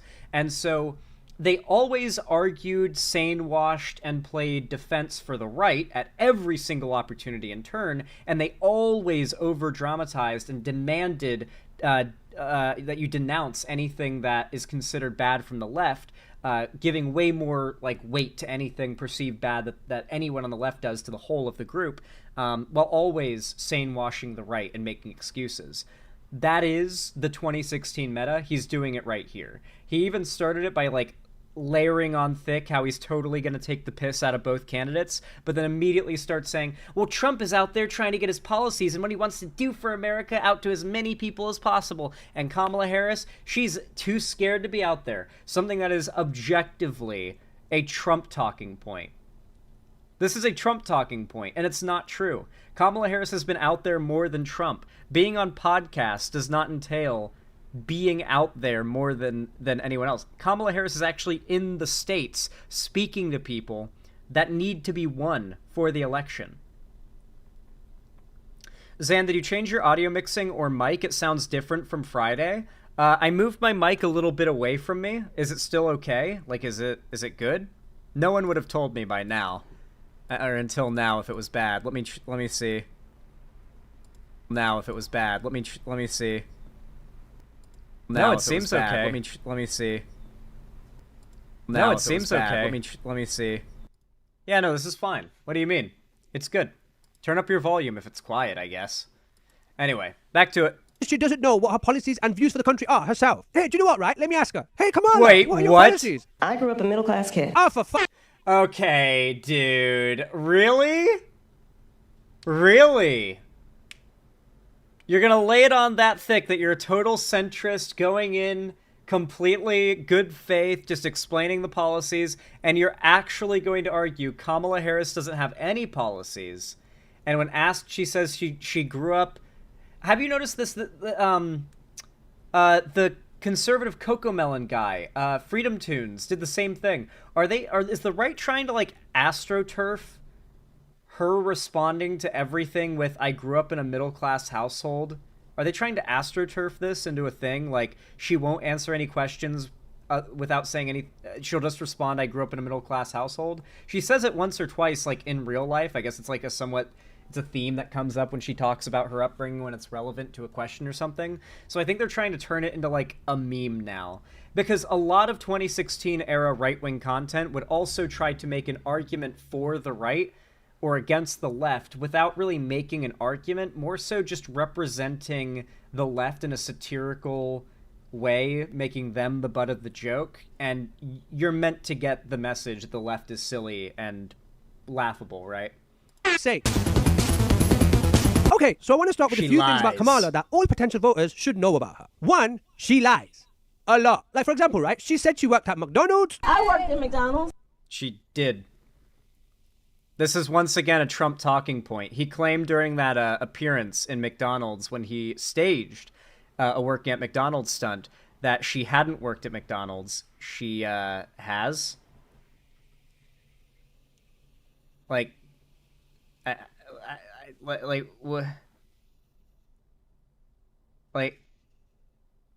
there's no evidence that it's a lie. Donald Trump claimed that, like, McDonald's corporate confirmed that she lied about that, but McDonald's corporate doesn't have like a record of everybody who's worked any job at every single franchise McDonald's in the country going back decades. Like, that's not something that anyone could realistically, like, prove to be a lie. Also, Kamala Harris did grow up middle class, as they so famously want to turn into a meme, and she had to go through college. What job do they think she worked through college? Like, I don't know. I was a student when I was working at McDonald's. She now proudly says that she's black, but she used to fully present as Indian. I stand before you. Oh my god, dude, really? She is half Indian and half black. She is mixed race, meaning because she has a parent who is black and a parent who is Indian, she has an identity with both. Like, literally, how the fact that internationally and domestically, conservatives cannot have just, like, made it a point to loudly misunderstand the concept of being mixed race is wild to me. Genuinely wild to me. In the context of any conversation where she is, like, talking about her Indian heritage, she's talked about her Indian heritage. In context where she talks about her experience or relevance of being a black woman, she does. Because she's both. You, as the first candidate for vice president of South Asian descent. She puts on fake accents to seem more relatable. You all helped us win in 2020, and we're going to do it again in 2024. That's called code switching, sir. That is a thing that people do all around, and it is especially popular when it comes to rhetoric if you're a public figure. Obviously, Kamala Harris, when she is speaking to a bunch of, like, stuck-up, like, white dudes, old white dudes in suits, she's gonna be like, okay, so, basically, we want to make sure that we budget everything in such a way. You know, she's gonna be doing, like, the white woman voice. Let's be real. Let's be real. It's the white woman voice. It's code switching. It's a racist standard that has been applied where if you are a person of color, you're expected to change the way you speak and talk, in some cases, in order to feel like you fit in certain settings, particularly like work settings and stuff like that. It has to do with, like, all sorts of different expanding areas of racism, such as dress code and haircut code. Famously, like, certain black hairstyles are disallowed in a lot of workspaces. It's a whole big thing. Regardless, though, if you're speaking to a massive audience and you are emphasizing that you are in fact black, maybe you cut down on, like, the hard Midwest white lady impression that you do in the office, and you lean a little more into, like, the code switching. You know what I mean? Like, this is just so nonsense, dude. Once again, absolutely things that a person who is not a Trump supporter would claim. And recently, she kind of implied that she's a mother. I've made many mistakes. Wait, If you've ever what? She's okay. Wait, what? This is insane, dude. So for those who don't know, she is a stepmom. They're actually claiming, of course, the right has been doing this across the board, that if you haven't actually birthed life out of your womb, you don't get to claim to be a mother. So foster parents, step parents, they're not real parents. That's basically what he is arguing right now. That she lied about being a mom because she's a stepmom. parented a child, you know you make lots of mistakes. When in fact she has no children. Lie, lie, lie, lie. I'm sorry, Oh, wait, you're not even going to mention she's a stepmom. You're not even going to mention she does have a kid that she adopted who is her stepkid. She officially adopted her husband's kid. They raised that kid. Dude, this is insane, man. Oh my god. I mean, like, I've watched some pretty dishonest right-wing content in the past. But I guess just getting a taste of a content creator that's like a fossil from 2016, it's like, man, the standard for truth from conservative figures was so low back then. And if you were, like, grandfathered into fame back in those days, you're just like, you can get away with this. She lied about being a mother. Meanwhile, like, doesn't even mention that she's actually a stepmom, and that's clearly what she meant. This is such shit, yeah. These are all fucking lies, right in front of our faces. But of all the lies she told, right, the biggest one she's ever told... Wait, not even a single bit of evidence for how those are lies either. Because, mind you, the only point where the claim that Kamala Harris never worked at McDonald's comes from is a quote from Trump. He would have to just play a quote of Trump saying she never worked at McDonald's. That would be the only evidence he would have for that lie. He had to just drop it quick on her lying, quote unquote, about being a mom. It's holy fuck, this shit is so dishonest. I need you to understand these people dominated YouTube in 2016. This guy specifically and his ilk dominated YouTube back in 2016. This is why the anti-SJW wave happened and created the environment that we now live in terms of, like, internet culture war shit. People like this. She said that Joe Biden was mentally all there. Let me say that our... Oh my god, dude. So for those that don't know, a very popular conspiracy theory that frankly hasn't been helped by the media's hysteria over whether or not Biden is well enough to run the country, the hyper-focusing on his stutters and gaffes and any misspeak that they can, has been a right-wing focused attack claiming that Biden has not effectively been president for 2 or more years now. And that Kamala has been weekend at Berniesying him. I can't really say that. Essentially, like, puppeting him like a corpse while actually being the president behind the scenes. This is a very popular point to make because people like to jump on the, yeah, Biden isn't capable of being president right now argument. But then the right immediately cops that and says, well, why hasn't Kamala handled all these problems she says she wants to solve in her campaign? Mind you, they'll either argue because she has the power of the vice president, she should have solved them already, something the vice president does not have the power to do objectively, most of the policies that she is running on. Or 2, is based on the idea that she's already the sitting president effectively, something that is not only not true, but it's not even a conspiracy with any evidence, right? It's not even like there's evidence that the White House is covering up that, like, Biden isn't functional right now. In fact, like, a video just came, there's a big scandal right now over Biden responding to the comedian talking about Puerto Rico being a pile of trash in the ocean, and Biden responded on video saying, the only pile of trash floating around out there are his supporters. And the right is demanding he apologizes. He's clearly with it enough to sling shit at the right on video. He's not dead or in a fucking nursing home. He's not being hidden away. Every time Biden disappeared for more than 2 days, like, he wasn't, like, seen in public, the right would start freaking out, and the left, and start demanding that, like, we know if he's healthy or alive or not, you know? It was this massive hysteria that would happen every week if he disappeared for, like, 6 to 12 to 24 hours at a time. It would be, where's Biden? Where's Biden? Where is he? And then claims that videos coming out of him signing executive orders are doctored or made with AI. Who remembers this?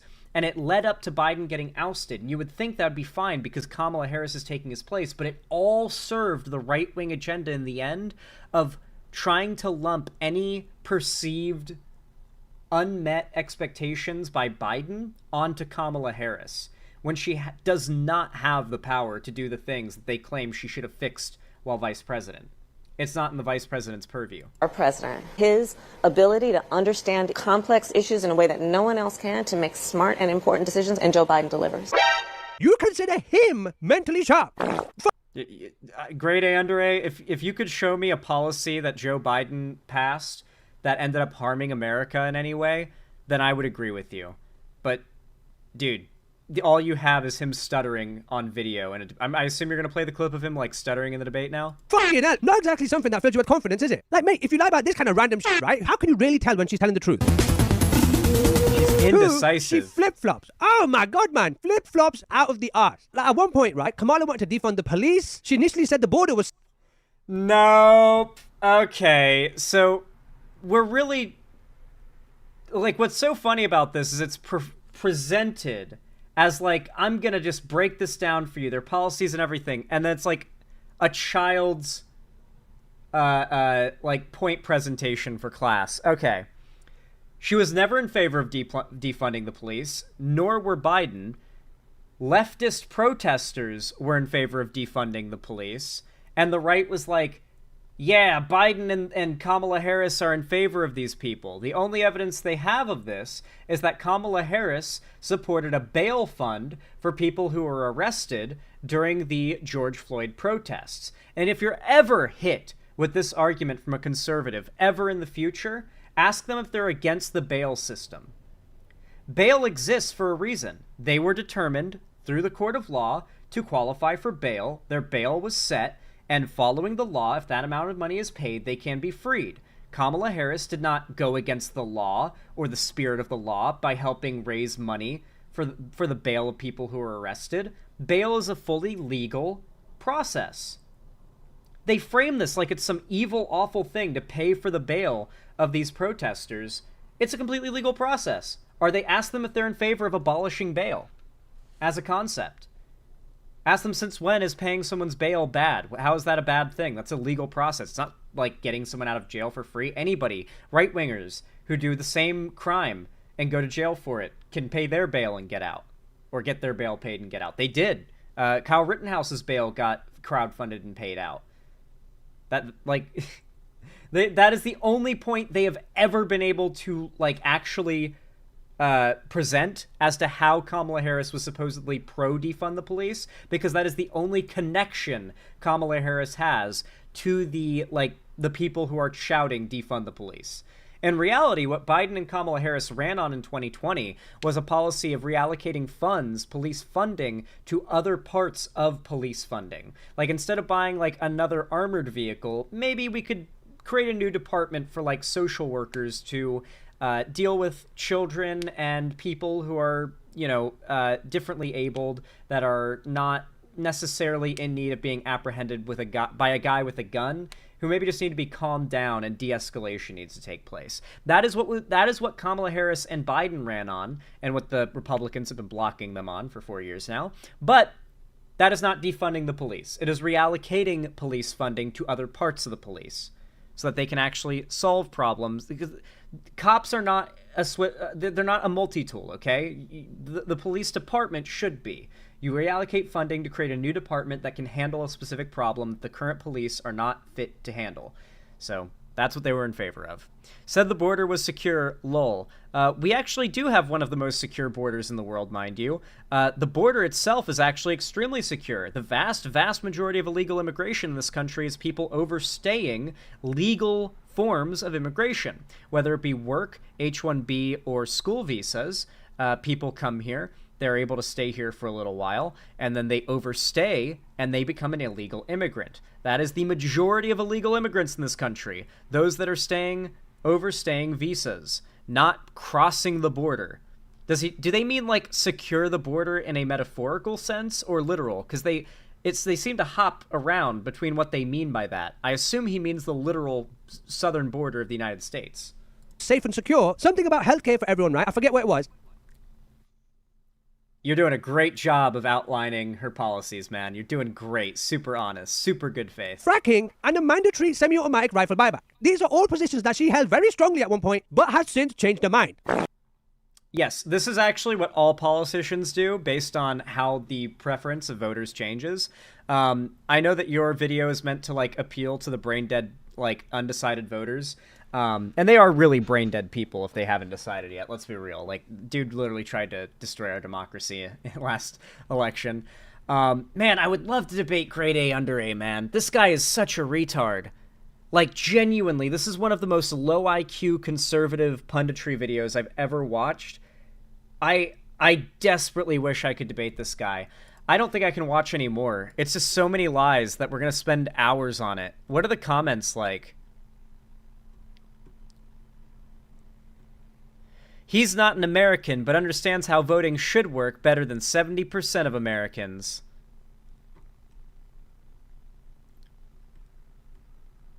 Looks like we're back in 2016. The biggest problem with politics and voting is we treat candidates like sports teams and not like an actual resume of their past work. That's why voters are uneducated. They see a name and vote by feelings, not logic. I see it like this. Kamala was a prosecutor, so she talks like a prosecutor. Trump was a real estate guy, so he talks like a real estate guy. Knowing this makes listening to these two much easier. Yeah. Yeah, actually, that is kind of exactly what no one is surprised to have seen it. Like, that is not a creative take. So now are you going to do a roast of Trump? The switch up of grade going from a Bernie Sanders supporter in 2016 to a defender of Donald Trump in 2024 is wild, lol. Very common, actually. A lot of Bernie Sanders supporters in 2016 are Trump supporters now. If you guys don't remember, Bernie refused for months to concede to Hillary after losing the primary, and played massively into, like, built up. Like, Bernie probably was the reason Hillary lost in 2016, in all honesty. Like, he fucked over Hillary there and massively mobilized his supporters against her before endorsing her, to the point where very few of his supporters were actually willing to endorse her or vote for her in the end. No, he was a Bernie bro, NASDAQ. Yeah. Gradeaundera was a Bernie bro in 2016. All the chuds were Bernie bros in 2016. Kamala winning would be an absolute disaster, in all caps. Trump is honestly no better. Just look at how he handled COVID. True. Not that I'm supporting Kamala, but Grade's point number 1, Kamala never shows up in any campaigns or interviews. The rest of the video is Kamala interview clips. Yeah, even the people who don't like Kamala Harris are noticing that this video is bullshit. That's good to see. I like the content, but on Kamala's part, she has spoken on policies and has appeared in rallies. She's everywhere on social media, lol. Look at the candidates and what they've done in the past and their policies. Exactly why everyone should be voting for Kamala. Trump's results were an insurrection, highest unemployment rate since the Great Depression, hundreds of thousands of deaths, and a divided country. I don't vote based on what color they represent. I vote based on character and policy. Trump's felony charges, indictments, impeachments, and policies, specifically Project 2025, should turn everyone away from voting for him if they have a brain. Trump supporters lack empathy and common sense and just enjoy being controversial. Wow. What a great fucking comment. I'm leaving a like on that one. Damn. Pinoy? Just make a YouTube channel. Jesus Christ.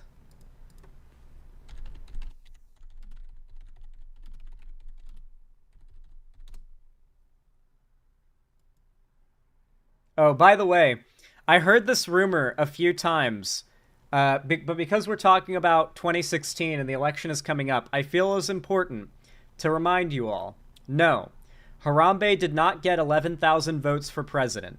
As you scrolled through your social media feeds, searching for election results, something striking popped up beyond Hillary Clinton losing Pennsylvania. It was tweets and Facebook posts shared by your more liberal friends. They were trying to make sense of Clinton's impending loss and found the perfect scapegoat, a dead gorilla. Stories of Harambe nabbing thousands of votes during the presidential election have surged through social media since Election Day. Harambe, if you've somehow forgotten, was the 450-pound gorilla at the Cincinnati Zoo, shot and killed by zoo personnel after a 3-year-old boy fell into its exhibit back in May. The controversy over Harambe's killing has turned the silverback gorilla into something of a beloved figure for some, with hundreds of online memes dedicated to the animal's memory. But stories that Harambe got anywhere from 11,000 to 15,000 votes on Election Day are flat-out false. Yes, there were pranksters out there who wrote in Harambe's name on their ballot, but there's no way we'd know by Tuesday night exactly how many people did. That's because ballots with write-in candidates are often treated like provisional or absentee ballots and counted after all of the others. Also, in most states, you just can't walk in and write a name on a ballot anyway. So yeah, that was a big thing back then. People claimed that, like, because people voted for Harambe, Trump won. My mom's even said this, and it's like, I'm pretty sure that's not true. There's no way that Harambe won enough votes in Florida that it would have swung for Hillary otherwise. Anyway. Dude, Gradeaundera has truly fallen off, but I genuinely expected no better. I expected it to be about this bad, though I will say it surprised me a little in how blatantly dishonest it was. But in terms of the level of stupidity, it's about what I expected, because Gradeaundera has always been like, even when I was a 16-year-old and I liked his stuff, I kind of felt ashamed for liking it even at the time. You know what I mean? It was just like annoying and low effort in this way that I could feel was just kind of shameless. And it was like a guilty pleasure, you know? Like, anyway. With all that said, if you enjoyed this video, please consider dropping a like. It really helps a lot, whether you enjoyed it, thought it was educational, or just generally entertaining. Every single thumbs up, whether you're watching live or after the fact, forces YouTube to push my content in the algorithm out to more people, new and old, and I really do appreciate it.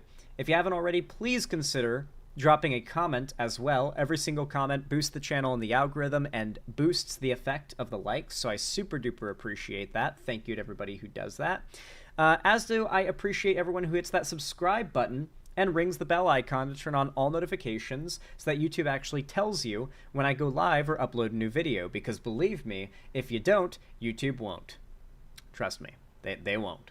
And of course, finally, if you want to support me directly, financially, and you can afford it, of course, consider donating, subscribing, or gifting a sub on my website, xanderhall.com/live, or support me through YouTube, Twitch, Streamlabs, Stream Elements, Patreon, or buy my merch through the Streamlabs link down below. But regardless, I really do appreciate your kind support. And as always, have a good one. Alrighty, how do you guys like that segment? I feel like it came out pretty good, pretty clean, pretty nice. I feel like it was a good one, guys. Good segue, but I believe I have brain cancer from that video. Oh, okay, brain cancer from that video. It's so incorrect, he had to have been trying to be. Oh, he was trying to be, for sure, War Penguin. Yeah, he was just repeating every single pro-Trump, like, point that has been made against Kamala Harris, and every one of those points was manufactured, yeah. Slashy, thank you for the $6 donation. I really appreciate it. Very kind of you. Very based. Thank you. Said apparently Tim Pool's brother made videos like these to troll the hell out of grade A under A. How to grow a YouTube channel featuring grade A under A. Reactor. So this is apparently Tim Pool's brother trolling grade A under A 8 years ago. Hey everybody, Reactor here, and I'm a little bummed out. I'm about to watch Grade A Under A's new video that he published on Monday, and it got me thinking. I don't know if I'll ever be able to grow my channel as fast as him. I just don't know how he did it. Yeah, but anyways, let's start the video.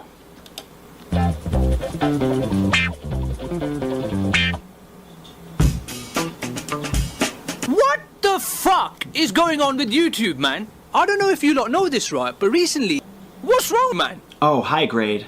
I don't know, I'm just a little bummed because I don't know if I'll ever get my channel as popular as yours. Wait a minute, do you think you can teach me? Of course, man.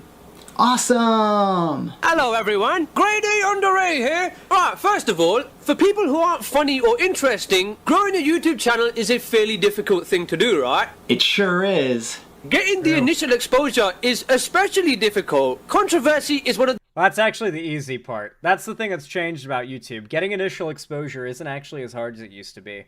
Used to be that, like, if you uploaded a video and you had, like, 0 subscribers, good luck, bro.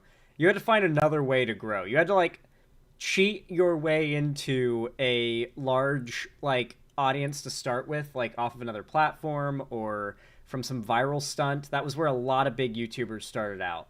You had to... Yeah, he's very much trolling him. I love this. It's pretty good. Back in the day, dude, YouTube was so different. Most YouTubers had to have become famous for something already, and then they would blow up. And then there were the ones that actually, like, ground their way to like, a position of relevance and prominence, you know? Like, think Smosh. You know, Smosh, like, grinded their way up to the top, but there were tons of YouTubers who were just, like, sensations that went viral because of, like, celebritydom, and then they would, like, start popping off from there. Man, I miss old YouTube.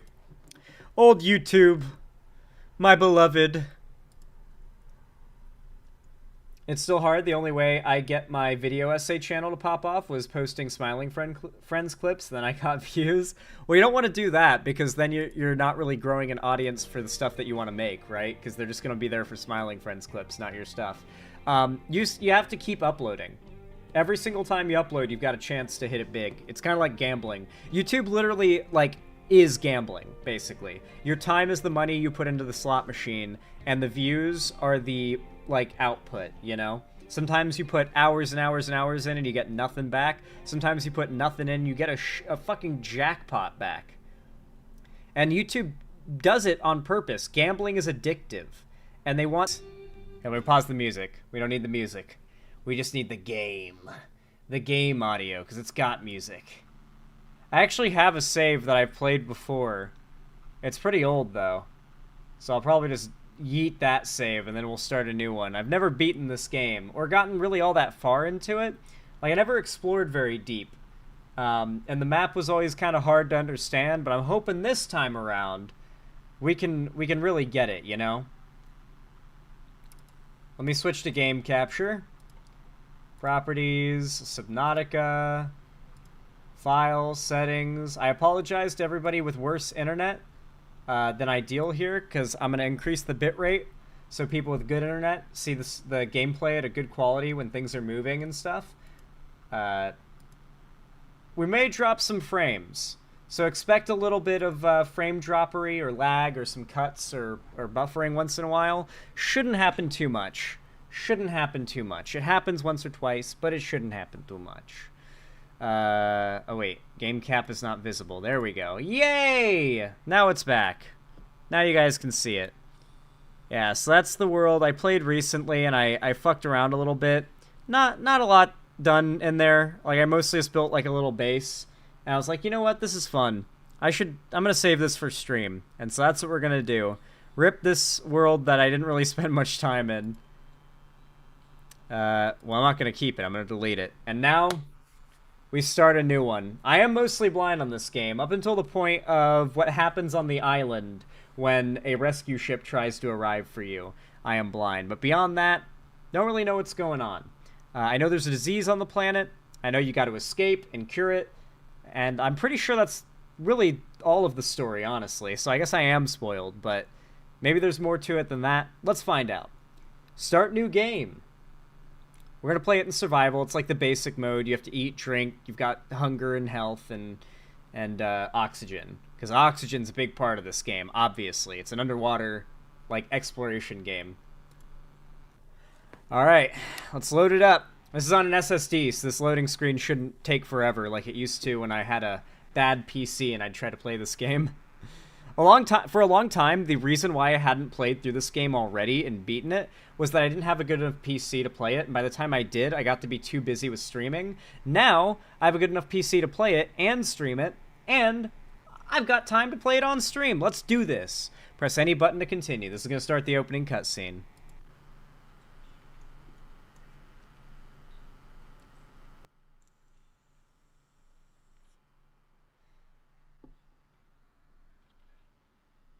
It's running pretty well. We're in a life pod, and we've ejected from a big-ass ship. And it just exploded. And we're falling. You know, because things are now in free fall. Inside the pod. I feel like you'd die if that happened to you in real life. Game audio's mute. Oh no! Oh, you fucker game. Damn it, chat. You guys took forever to tell me. Damn, I can never rely on chat for shit. Alright. Minecraft audio, properties, Red Dead, Subnautica. Damn. Simple thing, easy to forget. Alright. You now have audio. Hopefully it's not too loud. Let me know how the audio balancing is. And don't you dare take too long to tell me, chat. If you wait for like an hour to tell me and ruin like an hour of the stream with audio balancing issues, I'm gonna be really upset with you guys. You have suffered minor head trauma. It is to have a This trick is into it. considered It is. an optimal outcome. This PDA has now rebooted in emergency mode with one directive: to keep you alive on an alien world. Please refer to the databank for detailed survival advice. Good luck. Alright. We have our PDA, which is basically our little inventory iPad. And we've got ourselves a fire extinguisher, which I'm going to put into this little thingy here. I'm going to grab a nutrient block and some filtered water. I have played this opening bit of the game a million times, okay? I know how to start in Subnautica and get like a fundamental base going very well, so we're not going to take too long on that. Let's go ahead and see this planet that we've crashed on.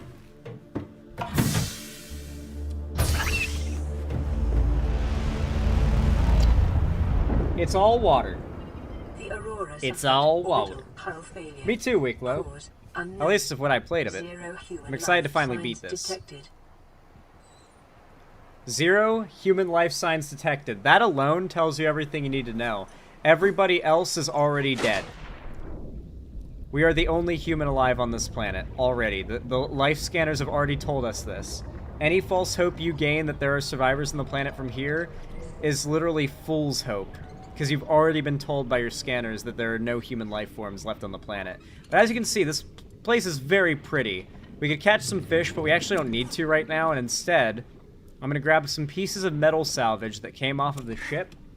It's very worth collecting them. And then you want to find a cave. This is actually a really nice one. I'm going to grab some quartz, some limestone. And unfortunately, we've got jack shit for oxygen, so we've got to go straight back up to the surface. Am I going to drown so early on? Okay, good. We had enough time. Early in the game, you can't stay underwater for too long because you don't have much in your oxygen tank. But regardless, we can make some progress. We need to grab as much quartz as we can. That is like one of the biggest early game bottlenecks I remember. Quartz is huge. Ooh, sandstone. Yo, this is the good shit. Alright, I need to get out of this cave pretty fast. By the way, alright. Thanks, man. I might die here, dude. Oh, that might happen to me. Alright, cross your fingers, chat. Cross your fingers. Wow! Pushed it to the wire there. Wow, chat. That's the pro perfectly timed Subnautica gameplay you guys are here for. Holy shit. Dude, I'm not gonna lie, I thought it was over there. Do we know what the mission of the ship was? I think the company that commissioned the ship, the Aurora, which is the crash ship, is called Altera, and I think their job is terraforming planets. So it's actually ironic that they're all about terraforming planets to make them livable, and then we end up crash landing on a planet full of life. Oh, crash fish. We need one of those. They got sulfur in their little alien egg pods that we can pilfer, and we need it for something. Hello, Mr. Crash Fish. Oh, he blew my ass up. Oh, yoink your sulfur. Oh, he blew me up too a little bit. Alright. This game's immersive. I forgot how, like, genuinely good of a survival game this is. Like, this is a really solid survival game. 5 seconds till screen goes black? Don't worry, I'm okay. I'm pretty good at timing things. Especially in regards to holding breath, considering I was a swimmer. Look, I love how many references to real-world marine biology there are in this game. That is a stalker, if I'm not mistaken, which is based off of the real-life barracuda, which are attracted to metal and jewelry because it shines, similar to other barracuda scales, and they're super territorial, and so they fight anything they think is also a barracuda. Alright, let's head over to the pod. We've got some fundamental resources. We might be able to make something here. It was the guy on the outside who unclamped the thing too early or something? I don't know what you mean by that, the average twink enjoyer. I'm gonna be completely honest with you. Alright, so we can transform some of our metal salvage into titanium. That's how you get titanium in this game, is like gathering metal salvage. We can make silicone rubber from the creepvine seed clusters I collected, which I'm going to do. I'm gonna make some glass, because I think we need some of that. 2, nice, okay, I didn't know I could make as much. Oh, 3, okay. Nice, alright, so I should be able to, yes, a standard O2 tank. This is our first oxygen upgrade. It just costs 3 titanium. But we're not sticking with this. Yeah, we can also make a high capacity one. Oh, we have everything for it too, even the silver. Dude, we lucked out. So if I take this and I pull it out of my inventory, then I can now make a high-capacity oxygen tank. And we literally skipped to the second oxygen upgrade just then. So we now have 135 oxygen. A massive upgrade from 75. Or 45. I think it was 45 before. So yeah, very significant upgrade. And with that silicon rubber, we can make fins.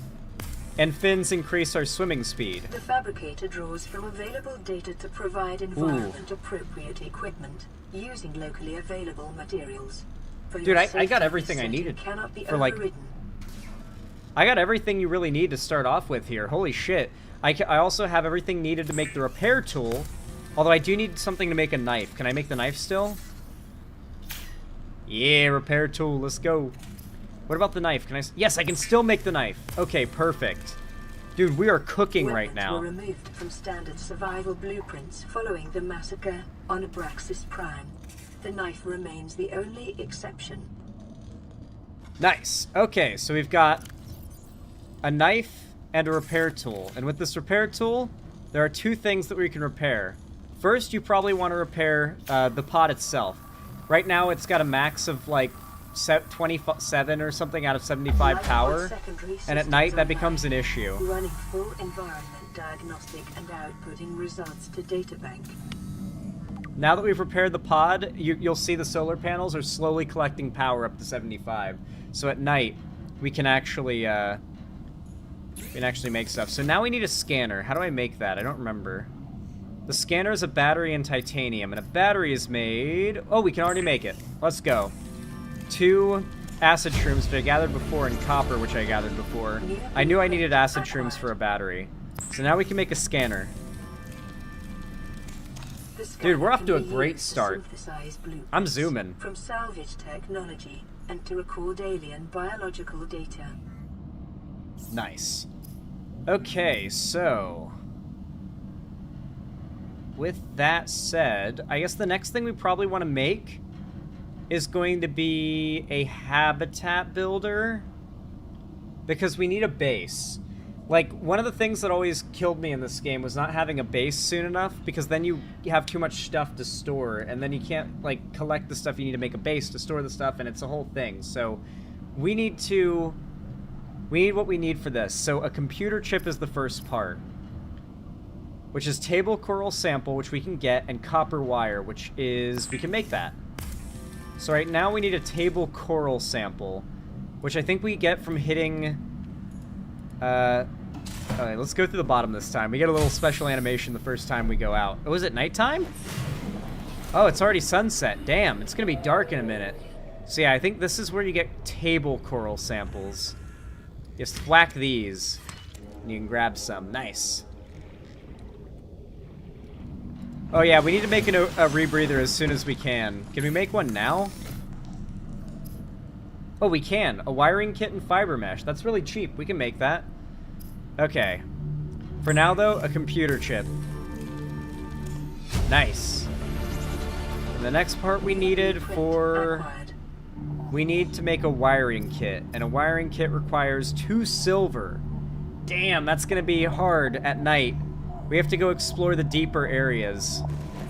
Let's actually start by grabbing something I know we need. The fiber mesh is made with some creep vine. So let's grab some creep vine and make the fiber mesh for the rebreather. Yeah, this game holds up well. You know they're working on a sequel right now, Subnautica 3, or Subnautica 2, or is it Subnautica 3? Because there's Below Zero, which I also want to stream and beat, because I never beat that either. Like, I love Subnautica, but I've never beaten it. It's this weird thing. Oh, wow. Ooh, wow. This is exactly what we needed. I like the bioluminescence helping us out a little bit. We need to find some sandstone, because I believe that's what spawns silver, which we need 2 of for that wiring kit. I need to be careful not to drown here, but I need to find silver, and it's hard in the dark, because you can't see the nodes as well. Nighttime kind of sucks in this game until you have a light source. Dude, I'm not finding anything, and this is the biome where that sandstone spawns like crazy, right? Maybe I should go deeper to find it. I think it spawns in, like, the deeper areas even more, but... without a sea glide, it's kind of scary to do that. Okay, this isn't what we need, but I'll take it. Here, let's go explore down here and see if we can find some. Hey, Zan, if you had to live in one of those shitty single biome Star Wars planets, what biome would you pick? Oh, easily Scarif. Easily Scarif. Scarif is by far my favorite planet. Unusually distinct and diverse ecological biomes. Further study recommended. Star Wars is a good franchise, IMO, except for the sequels. I think, ironically, the sequels have been some of the better content. If you count, like, Disney, Star Wars in general as the sequels, some of the best content to come out. Rogue One, technically a prequel, but is also a sequel, if you count... Yeah, like... Yeah, I liked Rogue One a lot. Rogue One is great, dude. Real Krennic Patriot. True.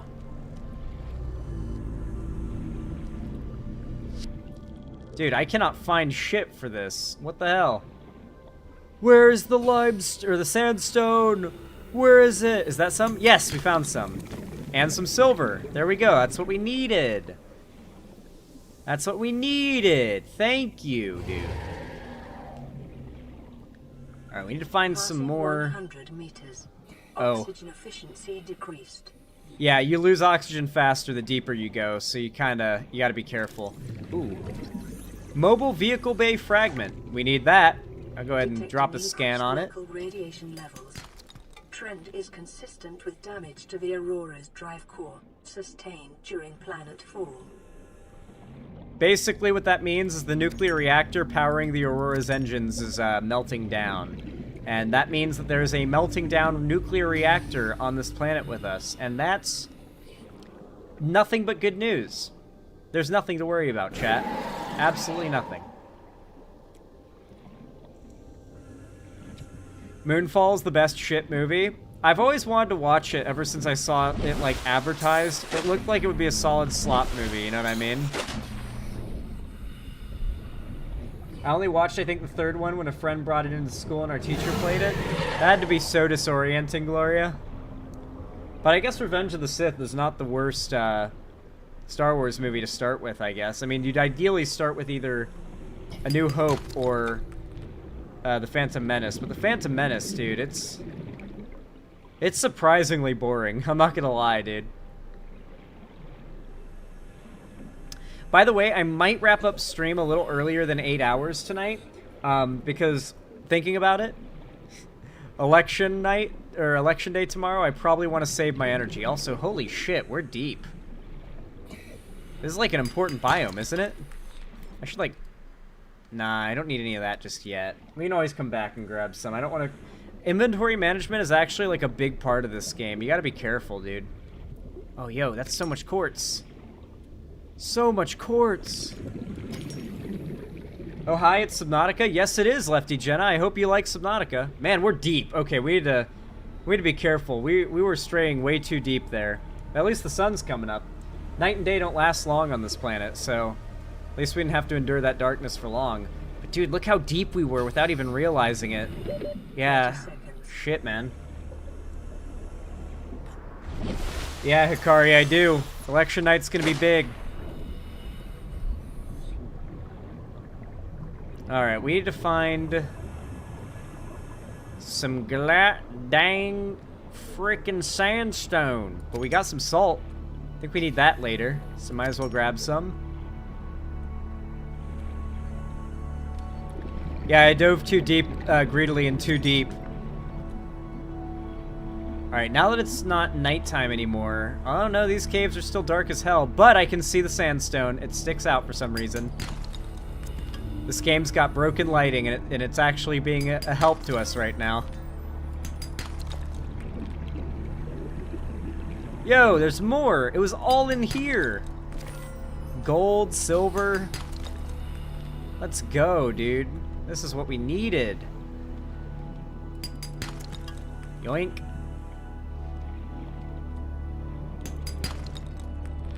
Oh, gimme. Give me. Oh, shit. Free stalker teeth? Dude, you know what you usually have to do to get these stalker teeth? What the hell? usually you have to find a bunch of stalkers, collect them up a bunch of metal, and then make them do that, basically, what they're doing right now, and they drop their teeth. That's how you get enameled glass and a few other things, if I remember right. Huh. That is insane. That is such good luck.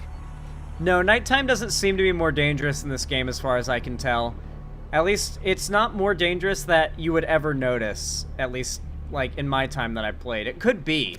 I haven't played it a ton, but I've played the opening, like, early game a lot. So I feel like I would have figured it out by now if it was. Oh, we need to get to the surface now.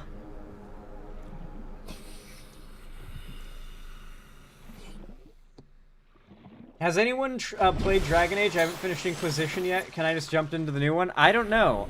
I've got friends that are super into Dragon Age, and I did a segment about it today. And like the anti-woke hysteria over the new game. Oh. This biome supports extensive biodiversity and connects to a number of small cave networks. Scanner room. Yo! Get off me, you little piranha. What the hell? Integrating new PDA data. Oh, a sea glide fragment. We need those. We need a sea glide bad. It's a pretty important thing to get early game. Hi, stalkers, my little alien barracuda. How's everybody doing?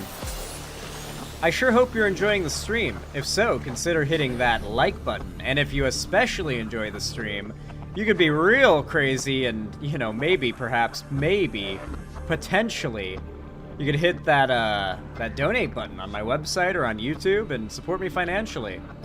Of course, it's always your choice, but I'd appreciate it if you did. It helps a ton.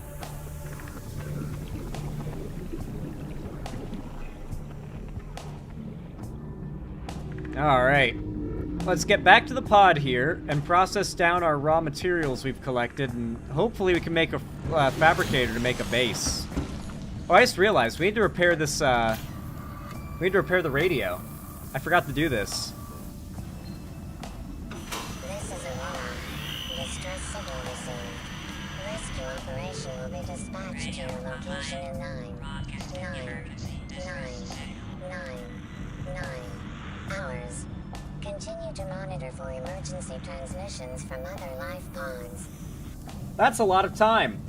We're gonna be waiting for a while, guys. Did you see the new Norm episode? No way, CoinDog. Real? There's a new Norm episode?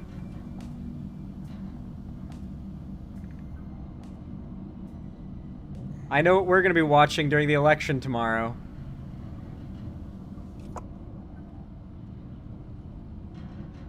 Yeah, basically that message says help isn't coming for you. You'll be dead by the time any help arrives. What? Oh, my inventory full. Okay, let's process some things down really fast. Let's make some mesh. And then we want to make a rebreather with that mesh, which requires a wiring kit. We need to make 2 wiring kits, actually. Yes, we can make 2, thank God. We have what it takes.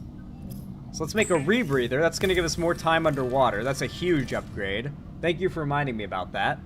And then on top of that, we need to make a fabricator, which we need a battery for. I think we have everything for that besides some acid shrooms. Let's grab some acid shrooms. Yo, bro, let's get high on some acid shrooms on planet whatever this is. I don't know what it's called. I think it has like a number name. One of those like weird-ass science-y names. Alright, battery time. And now we should be able to make a habitat builder. We can make a base with this. Let's go, dude. It's 4546B. Thank you, Stella. Capable of withstanding extreme environmental conditions. You can make some dope-ass habitats with this, is basically what she's saying. So, with that, we're gonna need some things. Probably a lot of titanium, for starters. But first I want to find where we should build our base. I found that, like, I would probably want to build it in a really good middle ground kind of area, you know? Not too deep, but not too shallow. Like, up here in the shallows, it would, like, I might as well live in my life pod, right? Ooh. Let's scan these on our way down. Mobile vehicle bay. We're 2/3 of the way to having that blueprint. And we're there now. Okay. We now have a mobile vehicle bay before we can even make a Seamoth. That's a little silly. But okay, yeah. Yeah, I reckon around here is where we want to build. I think about here is where we want to build. Why is it so hazy? I don't remember the game being that hazy. Is it because of that biome, maybe? If I go out here, will it get less hazy? Yeah, I think it's the biome that made it that hazy. Or maybe it just is. Do I have like a option on? Like a graphics option?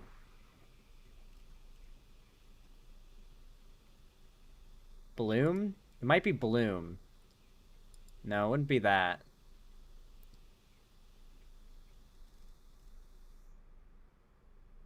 Huh. Okay. Whatever. Whatever. Yo! Big shout out to Pepper T21 with the $5 donation. I really appreciate that. Very kind of you. Very based. I really appreciate it. Thank you so much for the support. Said I want to tell you a fact about the setting. I read about my setting. I read dwarves were maggots from Mir's corpse in Norse myth, so I have made dwarves a bug-like species who have stony exoskeletons and tarantula hair beards. That's awesome. I like that a lot. Thank you for the $5, Pepper T21. I appreciate the info about your setting and the financial support as well. Thank you so much. All right. Okay, so I think we should build, like, in this flat area down here. This seems like a really good spot to build. So let's get out the habitat builder. Oh, wait. You can't build substantial, like... You can't build anything really substantial until you have, what's it called? Until you've, like, explored that island and scanned the stuff there, huh? Oh, shit. Guys, you know what we might do before we even build the base? Let's make a sea glide. Yeah, oxygen, thank you. Let's make a sea glide. So here's where we're definitely gonna build. But first, well, we got a distress signal, it seems, so we should probably go to the escape pod first, but let's head back to the escape pod, pick up whatever radio signal we just got, wherever the escape, there it is. Head to the escape pod, pick up that radio signal, and then we're going to head to one of the 2 islands. I know about the islands, and there's like things you can scan there to make a better base, and I'd rather have those blueprints before I start making my base. Otherwise, my base is just gonna come out super cringe. High priority automated message from Aurora Live Pod 13 coordinates attached. Live pod is carrying high priority passenger. Yoki Kasa. I said Kasa. Why do I have to record this anyway? Send immediate burial detail. That burial detail. Location uploaded to PDA. Okay, so yeah, that's where the life pod is. It's already there as like a waypoint we can go to. Okay, so we need to make a sea moth, which we cannot do because or sea glide, which we cannot do because we don't know the blueprint. So we need to do that. We need to do that badly. So what we should probably do is actually... Is that a ruin over there? Yeah, okay. There's a bit of ruined Aurora over here. So that we're actually probably more likely to find a sea glide fragment over in this bit of destroyed Aurora ship. Nothing in there. Usually there'll be, like, blueprints in these boxes, and that's where you want to look. Not the big ones, the little ones. Ooh. What's that? Is that like an entrance? Huh. I might be able to cut through that with the laser cutter, guys. There's a laser cutter you can make, and there are certain things I've seen, like in Jacksepticeye videos and Markiplier videos, where you can cut through the door and get into these, like, big pieces of metal. Sadly, we did not find any sea moth fragments there, or sea glide fragments there. We need to look around the shallows for a while, because we will eventually find one. We just got to keep an eye out for those boxes. Ooh. Yeah, that wouldn't be it. Okay. Once we have a sea glide, we're going to go to the islands. We're going to go to the island, and then we're going to scan some shit, and then we're going to make our base. We're getting freaky with it, chat. It may take us a while to find what we're looking for, but not too long.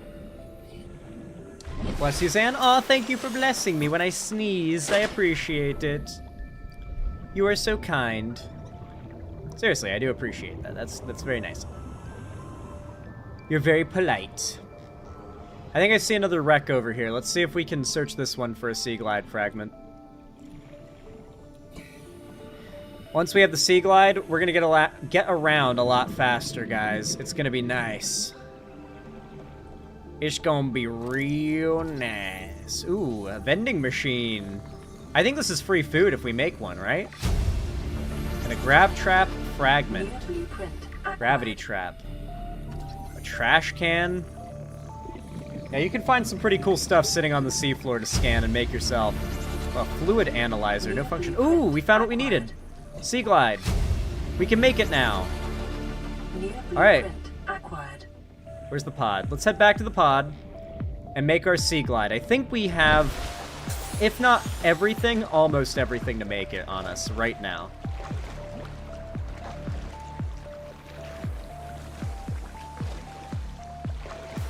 The soundtrack's a bop, it is. It's very, like, techno-future. It's a vibe. Now, Subnautica, I feel like, might have established its own, like, aesthetic. I feel like Subnautica core is gonna end up being a thing. I'm surprised more games haven't, like, basically just made a Subnautica, but, like, in a different alien planet or real life or something. A fully, like, aquatic survival game like Subnautica. Because, you know, you could totally, like, copy things from this game and make your own thing. Alright. How do we make this? We need a battery to start with. That's going to be a bit of a pain in the ass because we need some acid shrooms. Let's grab some. Acid! Let's do some acid, bro. Yo! We're doing acid! Grab them shrooms.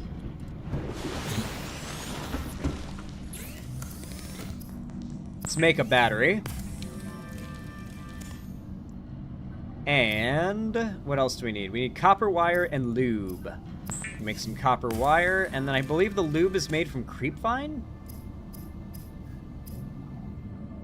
Yes, lubricant is made from a creepvine seed cluster. So we need one creepvine seed cluster, which we can find one right over there. Nice and close by.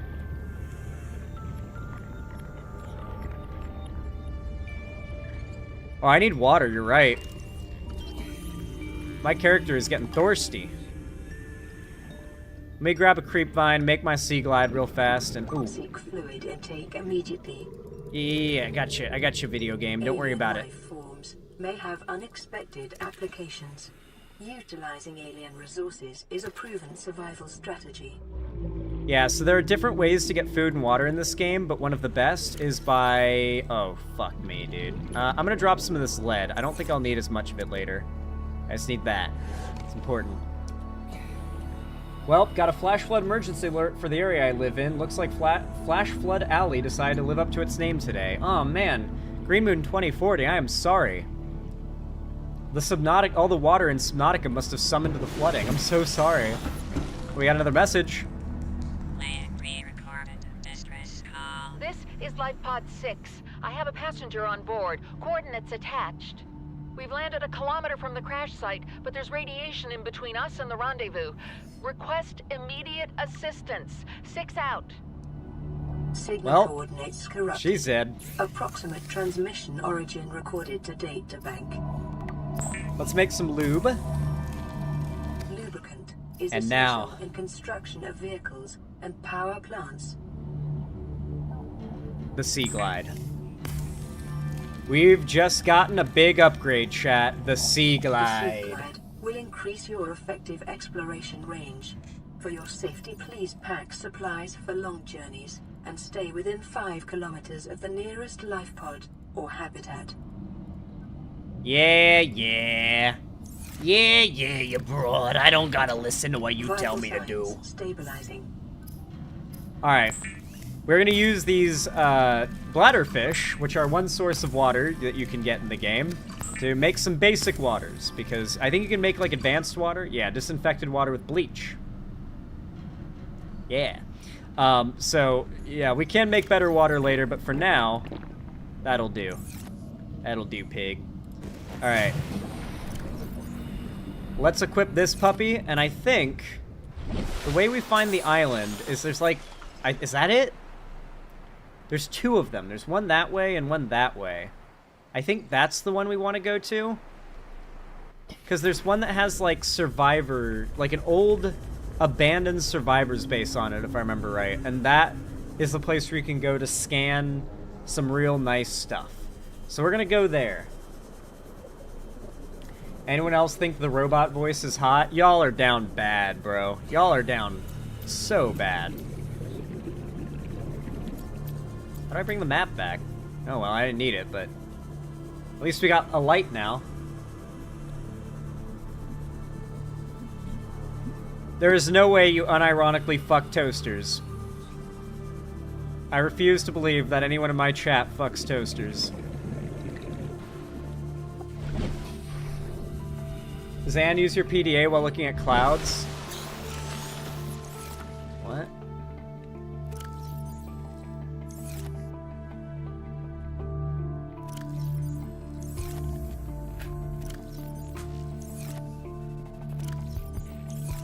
I don't notice anything weird.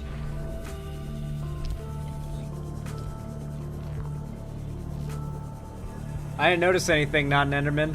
Was there something there I missed? Oh, jeez, dude. Okay, we're not that deep. Okay. I get a little spooked when it's nighttime and we're just over the abyss, bro. Did we make it? Oh, it's the right island, I think. Yeah, okay. I think we did the right island. I think there's a place where we can pull up on shore here. Oh, no, it doesn't seem like we can really get up. Oh, wait, maybe we can. Yo, we can. All right. Continued degradation of the Aurora's drive core may result in a quantum detonation. Continuing to monitor.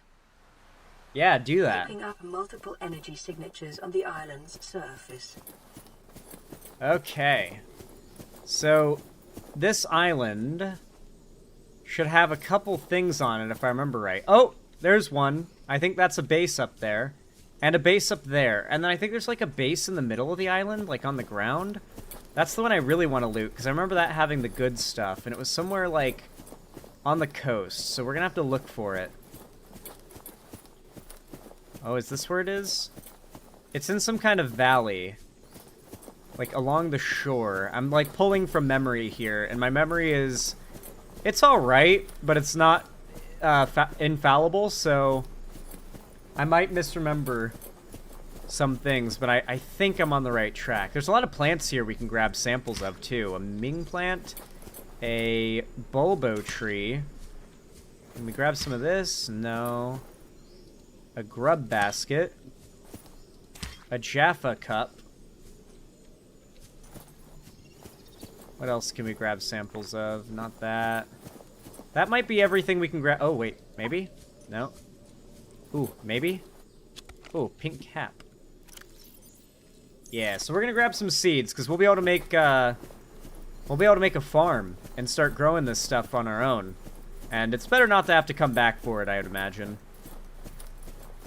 Okay, so we've got a way up here. Let's go up to the top and loot what's up here first, and then we'll look down and see if we can get a better vantage point for what, like, the like, on the ground base that I remember. See it from here? I don't... Oh! Yeah, there it is. Okay. Well, never mind. I literally just needed to get a higher vantage point. It's a bit inland than I remember it. I remember it being, like, right up on the coast, but this is, like, pretty inland. Damn, okay. Ooh. Stasis rifle fragment. I think this is just straight up, like, it just freezes everything in a stasis that you hit it with. There isn't really much... Ooh, okay. I'm gonna pick up a small marble melon. Whoa! Oh, these things. I forgot about these. You gotta knife them to death. Yeah, you don't have much in the way of weapons in this game besides the knife, but it can kill shit. Though you're not really encouraged to kill in the game. Like, you're meant to just kind of survive with the environment.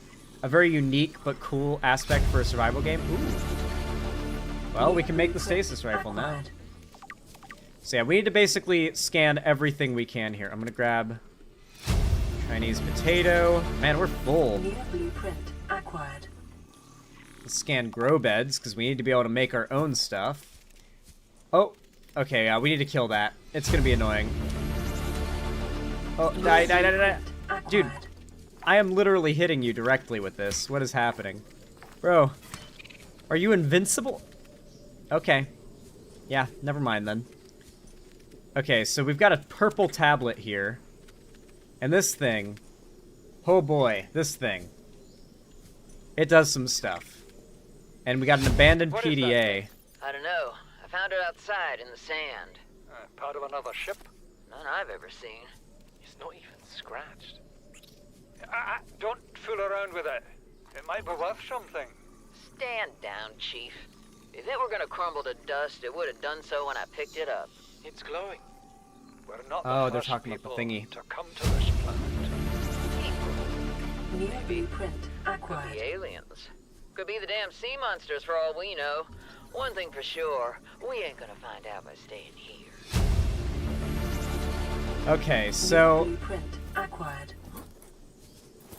Oh, shit. Oh my god, I'm getting like a bunch of new blueprints. What the fuck? Multi-purpose room glass dome? Okay. New blueprint acquired. Wall planter. Oh, large multi-purpose room. What the fuck was that? Wait, did they update this game since last I played it? Did they add like new building structures? Because I don't remember anything that crazy. I remember there being like the multi-purpose room, and that was it. Yeah, that's cool. My game's like being a little buggy, I think. Die, little bastard. Oh, got a battery, free battery. Let's go. Another PDA. Son, I said wait for the storm to pass. Your life's more valuable to me than a plant patch. You stopped being in charge when the ship you were captaining sunk. I'll stop being in charge when you take charge of yourself. Say, Chief. Chief. What? Do you know how to drain those grow beds of 40 tons of stormwater? Or how to contribute from the air? I know how to prioritize. I'm just saying, if that's so, what's your boy's life worth to you today? If tomorrow you're gonna be so hungry you start wondering what he tastes like, let him go deal with the plants. Son, go deal with the plants. So... Torgo has disembarked the habitat. Interfere with my family again, and when rescue arrives, I will leave you here. Do you understand me? No rescue coming, Chief. Not in time. No staying here neither. This rain keeps falling, sooner or later this place will be buried. Only choice we got is whether to get buried with it. Okay, so my understanding is this island actually had people crash on it way before we got here. And that's who we're hearing about in these logs. And it was like a father and a son and a mercenary they hired for protection. They crash land on the planet, and they've got to survive. And it doesn't seem like it goes well for them. But I actually don't know what happens to them, like specifically, like if they drown or if they die in the storm. I just know that it seems like it's heavily foreshadowed that they die. And we got another PDA. I really love this, like, glass dome room. Let's check this out. This island is a godsend. Look out of the window. No predators, fresh food. No building materials, nothing left of the ship. And your kid says we're gonna starve without more grow beds. Speak up, kid. It's true, Father. The natural growth rates are too slow to keep supporting us. All I'm saying is ocean's got us surrounded. No use hiding.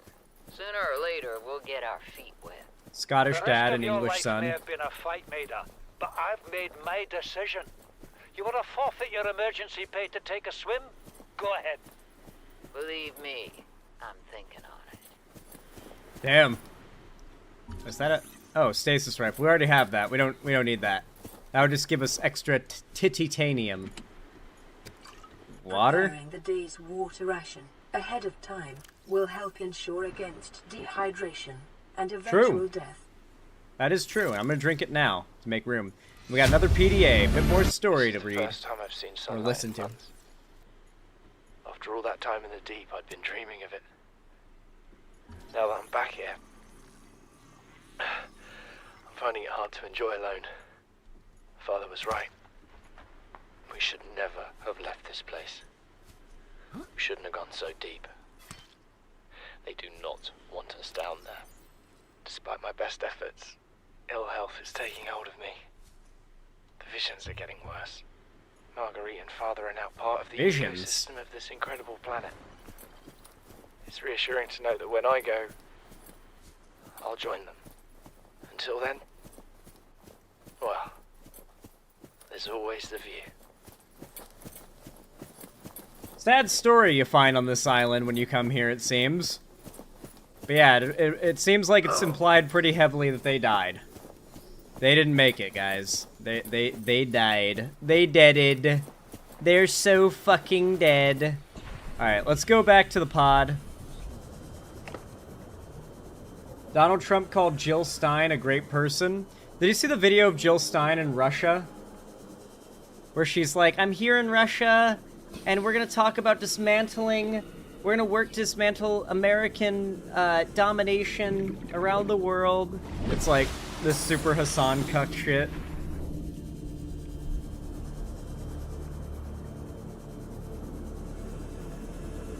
That shit was cringe, bro. I'm not the only one who saw that, right? Y'all know what I'm talking about? I thought y'all were exaggerating when you said that Jill Stein's probably paid by Russia, but nah, dog. Like, she might be.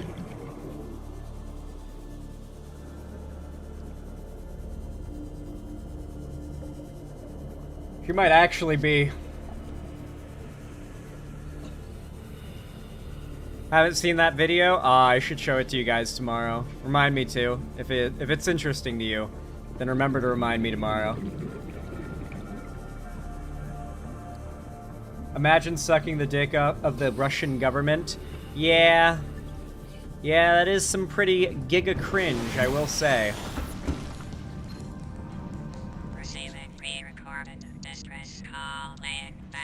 This is LifePod 3, uploading our coordinates.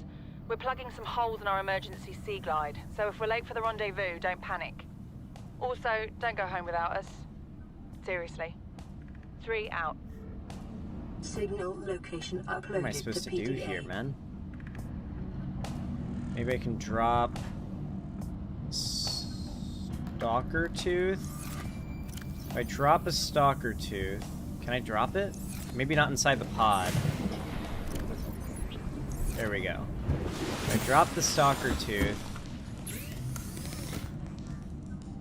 And hopefully I can just grab that, put that away, grab that, put that away, grab that, and put that away, grab that, put that away, grab that, and put that away, and grab that, and put that away. It's not perfect, but it's a start. We just don't have much in the way of storage. What we probably need right now, realistically... Oh, this sucks to make. I hate them to make one of these. We probably need a waterproof locker. With how much stuff we have to store. Do we even have the room to store? Yeah, okay, we do. We do, thank God. If we didn't have the room to carry that, oh man. Okay, so what I should be able to do is just like... Drop that? Okay, cool. Now it's like a little floaty chest. And so if I open this, doesn't have a ton of room, but it can fit some pretty decently large stuff. And so now we just need to gather up some titanium and we can build ourselves a base now. Ooh. Swivel chair. You guys asked when I was doing a chair stream. Now you have your answer. As soon as we can make that chair.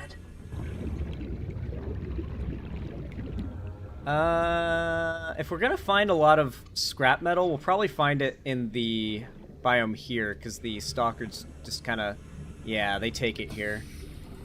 Oh, pro tip for anyone in chat who doesn't know, you can find a lot of scrap metal in the kelp biome, because the barracudas, they like it. They take it here. Like, look at all of it here. See? They hoard this shit. Alright, let's head back. Should re-equip that Sea Glide. I don't know why I'm not using it. It's so much faster. Yeah, anyone who's willing to call Netanyahu a war criminal but not Putin should raise some serious red flags. Alright, let's break all this down to titanium, the main building material in this game. It should give us enough to make a decent amount of the base. Alright. Let's go. Alright, I think over here is where we wanted to build. Ooh, big whale creature. Look at that thing. Yeah. I think in this little flat area down here is where I wanted to build. Alright. Ooh, large room. Large glass room, glass dome. Ah, plasteel ingots? We can make that. We can make plasteel ingots, I think, dude. I think we can make that room. Dude, I want to make that giant-ass room. Can you imagine? Bro. This shit's about to go crazy. How big is it really? It's got to be bigger than the multi-purpose room. Okay. So we need plasteel ingots. That's titanium and lithium. We don't have lithium, bro. No. No. Okay, let's make another locker. I know where I think we can get lithium. We're gonna get lithium. Fuck it. Let's make a waterproof locker. And then... gotta equip it, I guess, so we can place it. Alright, there's the other locker. Oh my gosh, that's like an underwater volcano over there. God damn, that's cool. So now, we can put some stuff in there. I'll even store some extra titanium. So, I think the best place to find lithium, funnily enough, is gonna be that island, but... can we find it? I think we can find it deeper. Actually, I think I know where we can find some. That swimming was your favorite activity. Be sure to vary your routine for uniform muscle development. The game makes jokes. I think I know. You won't regret building the big room. It's worth the extra mats. I think it is, man. I'm gonna go find what I need. I think where I need to go, I think it's this way. This, like, really deep spot that we were at before. We started to see glowy shit. Yeah, this looks right.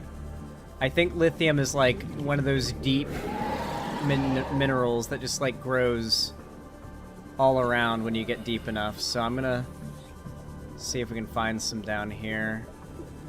Ooh, ruby. Oh, fire.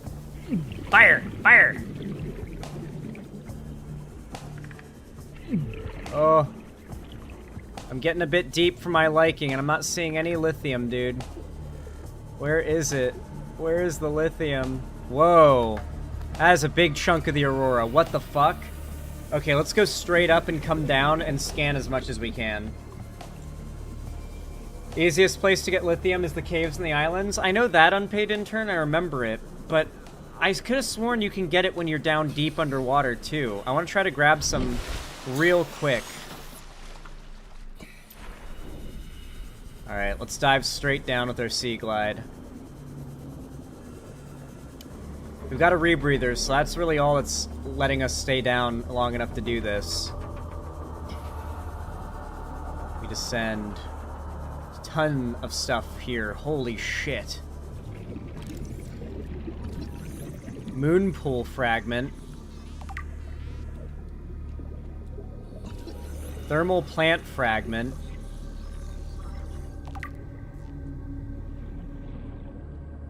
Scanner room fragment. A gel sack. Ooh, I can take it.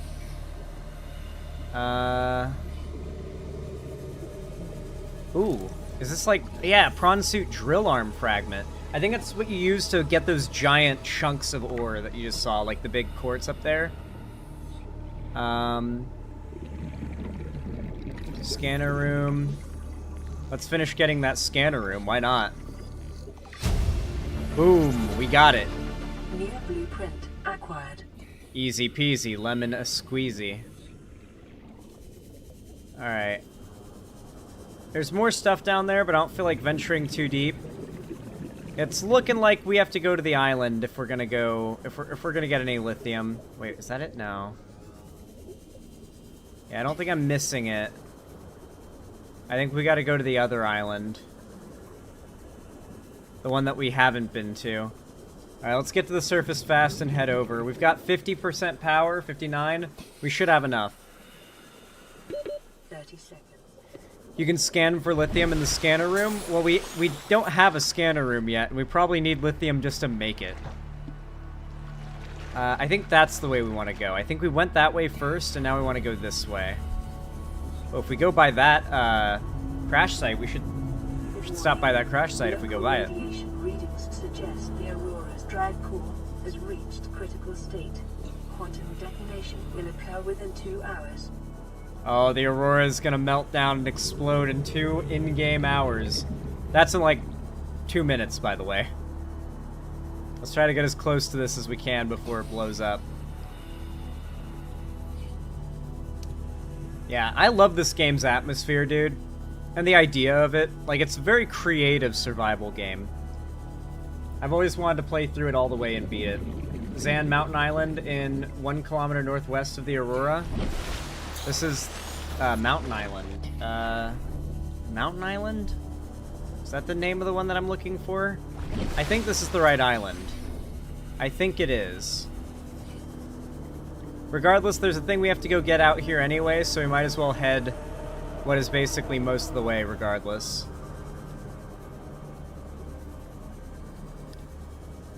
Oh, we got another little broadcast we gotta pick up from the radio when we get back.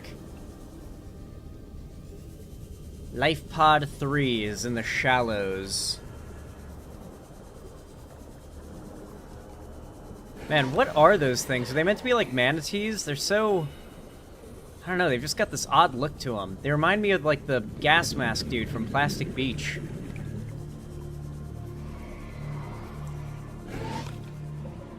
Alright, what do we got in here? Sea Glide fragment, we already have that. Ooh.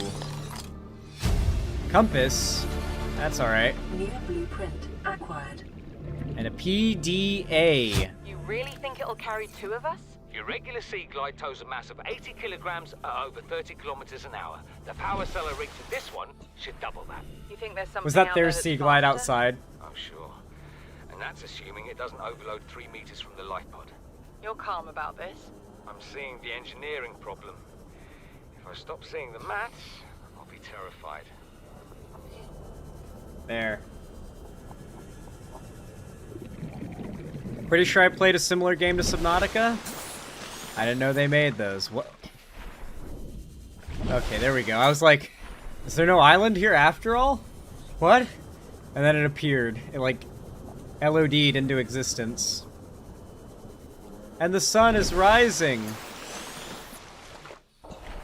Look to my coming at first light on the 5th day. Whoa! That was a weird visual effect. Ooh, that's, I think, lead? Like a shitload of lead? Whoa. Guys, I think the demon is nearby. I just heard it. Ease be unfriendly waters.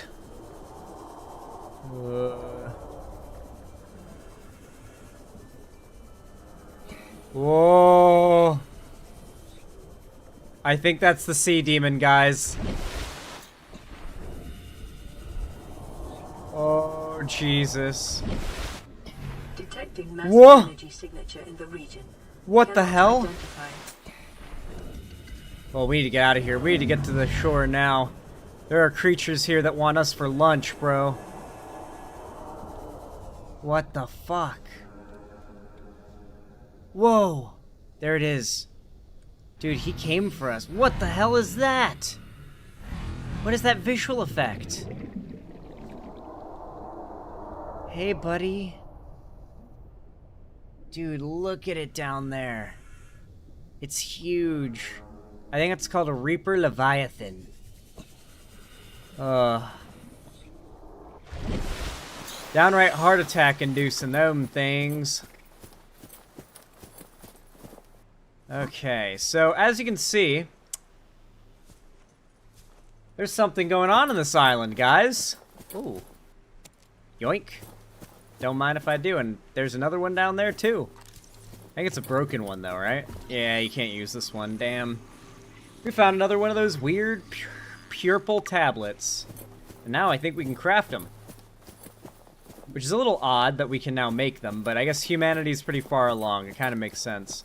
So if I remember right, and it has been a while, I should be able to find lithium up here in a cave. The fish is teleporting? Oh, yeah. Oh, God. Oh. I just, like, pulled a muscle in my shoulder just now, and it, like, twitched. Oh. Dude, getting old is so weird. Everything is always strained and tight all the time. It's just like, damn. Nothing ever doesn't hurt. Like, there's always something causing you discomfort when you get older. Yo! Lithium! Lithium!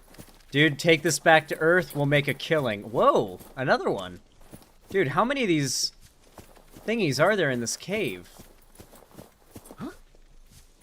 We're not even gonna have to make any for ourselves.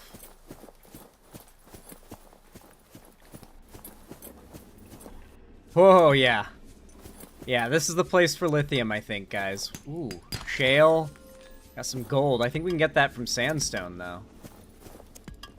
Well, oh, shit. I believe this is a full-on fucking Stargate, dude. Just a full-on Stargate. Yeah, we're gonna explore this a lot later. This is not for right now. We need to focus on making a base and getting basic storage going.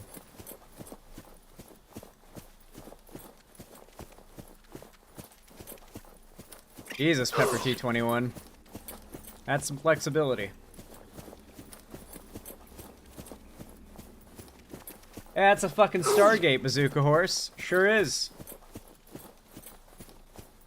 Alright. Let's zoom our way back to the life pod as fast as we possibly can, without getting eaten by the Reaper Leviathan in the water, ideally. And, Seek fluid intake. yeah, we need to get home and drink something. Oh, it's right down there, dude. Let's leave through the other side of the island. Let's go to the other side of the island and leave that way. Yeah. Yeah, I think that's what I'd rather do, guys. I'm gonna be real.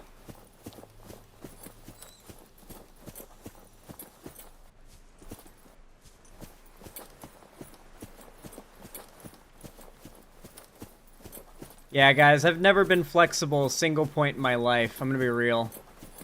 Never been able to flex much. Frankly, seeing flexible people freaks me the fuck out. And, disturbs me. Okay. Oh, that's a warper. Yeah, but on this side of the island, we shouldn't have to deal with the Reaper Leviathan, so it should be a safe... should be safe to get back home.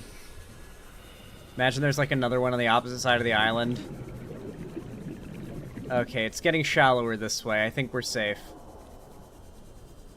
19% power, though. We are really going to have to book it home.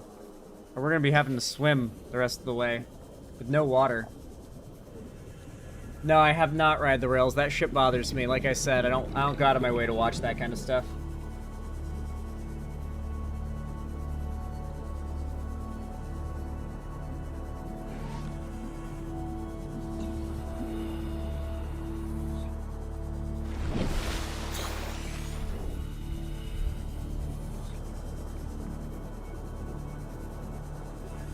I had a friend in high school who could contort his arms together in a way that I could just carry him like a backpack. That's insane. Oh, I hate that. Oh. Stop. Stop, you guys are bothering me. I'm gonna start mewing at the camera. I'm just gonna spend the rest of the stream an hour straight mewing at the camera. I gotta go now, Zan and friends. It's so late where I am, lol. It's all good, Circuit Dog. Have a good night. Hopefully I'll see you tomorrow on Election Day. No, Zan, don't mew. I've been a good Chad. I won't mog you. You have been a good Sigma. What the Sigma? Hey, by the way, if you're watching the stream right now and you're enjoying it, liking it, absorbing its entertainment value, and you're liking what you're getting, then consider supporting the stream for completely free. You can do so by simply hitting that thumbs up button right there below the stream on YouTube. Every single like counts. It helps to get everything on my channel in the eyes of new and old viewers, thus boosting my channel in every relevant metric of success. So I really do appreciate it. It's totally free. Takes half a second. So everybody who does that, thank you. Alright, we need to quickly grab some bladderfish. Yoink. Blah blah blah blah blah blah blah blah blah blah blah bladderfish. Bladderfish. Alright, hopefully we can get ourselves some water now and make ourselves a base. And grab a message. This is Ozzy from the cafeteria. What the hell, guys? They didn't warn us this might happen. Our pod was almost crushed by this Seamoth Bay on the way down. Now we're hanging on the edge of a cave system, and this grim-looking snake thing's trying to eat through the hull. Oh. Come get us already. This grim-looking snake thing. What a way to describe a creature trying to kill you, grim-looking. Oh, get back here. Alright. We're eating boomerangs tonight, baby. Hey, Zan, you might want to consider starting a gaming channel and posting all your post-stream gaming segments on there. I've thought about it. That could be fun, having like a separate gaming channel to upload this stuff to. I don't know how much people would enjoy my gaming on its own, though. I feel like you'd have to already be a fan of me to like my gaming stuff. Maybe not, though. Maybe I am a decent enough gaming commentator. Yeah, we're gonna eat that boomerang meat. Hell yeah. Yummy. I love me some boomerang. Alright, let's grab the titanium, the titanium from this, and the titanium from that. That's all of it. Let's see if we can't make ourselves some plasteel ingots. So first we need a titanium ingot, I believe. Then to make it plasteel, we need lithium. That's one plasteel ingot out of 2 that we need. We don't have... We're 2 titanium short. So we need a bit more titanium. That actually makes sense, because we'll probably need a lot more for the base construction anyway, so we might as well grab some extra. The plasteel kind of takes up all of it. Actually, really fast, I'm going to use the restroom. And then when I come back, we're going to conclude our base construction. Also, we're probably going to need that stalker tooth later, so I'm going to grab it now. Alright, I'm going to hop into the pod. I'm going to quickly save the game, because why not? And pause it. And I'm going to use the restroom. Don't go anywhere, guys. I'm not ending stream. I'm going to be live for another hour. I'm going to go for 6 hours tonight, because I don't want to push myself too hard on election night. I want to be able to wake up early tomorrow and be awake and energetic and everything. So I will be right back, okay? I'll BRB. Don't go anywhere. Stay tuned.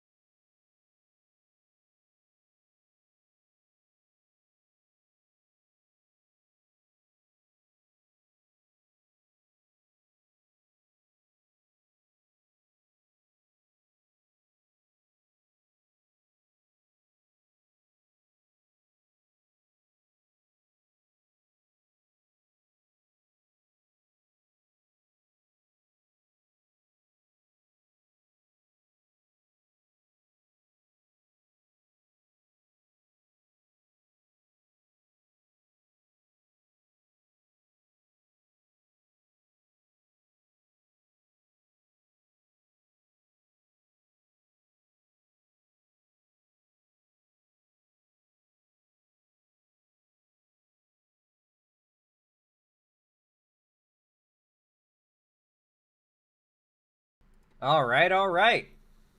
Thank you guys so much for your patience. I have returned. And I am ready to resume our epic Subnautica adventures. Let's do it. So, very fast, we need to go find some more broken down bits of the ship, some scrap metal, so that we can process that into raw titanium. Raw titanium. Whoa! Oh, guys, it's happening. A quantum detonation has occurred in the Aurora's drive core. Sit back and enjoy. The reactor will reach a supercritical state in T-minus 10, 9, 8, 7, 6, 5, 4, 3, 2.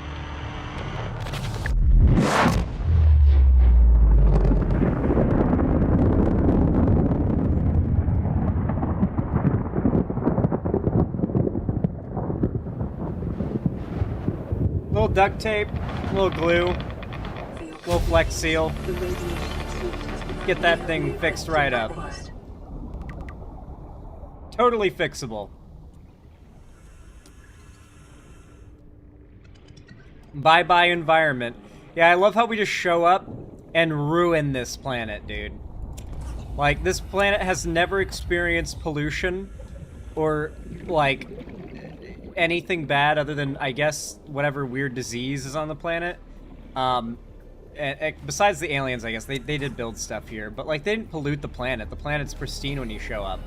So, we just kind of unpristined a planet. We're, like, slowly but surely taking this planet's virginity from it. Local scans show a nearby cave entrance, depth 90 meters, leading to an unknown environmental biome. Oh, that's raw. I love unknown environmental biomes. Oh shit, yeah, it is pretty unknown. Let's head back. Let's head back. Let's process that down. Get ourselves rich in game, not in real life, but in game at least. Oh yeah, Jeff Bezos, you might be rich in real life, but I'm rich in World of Warcraft. And then he just goes and buys gold. Which he could easily do. Become the richest WoW player.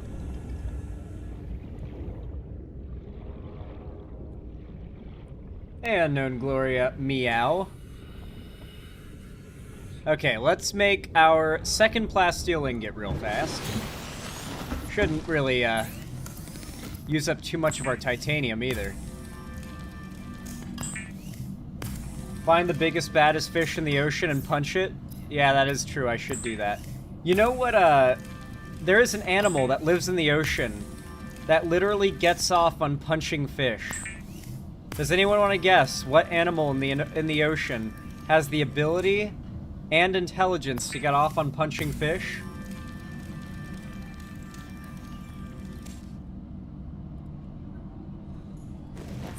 You got it, Canada's Joel. It's the octopus.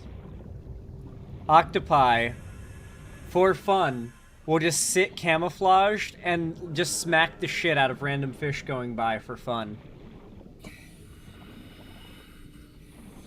They're so smart, they vindictively troll other sea life. Alright, we can make a large room. Wow!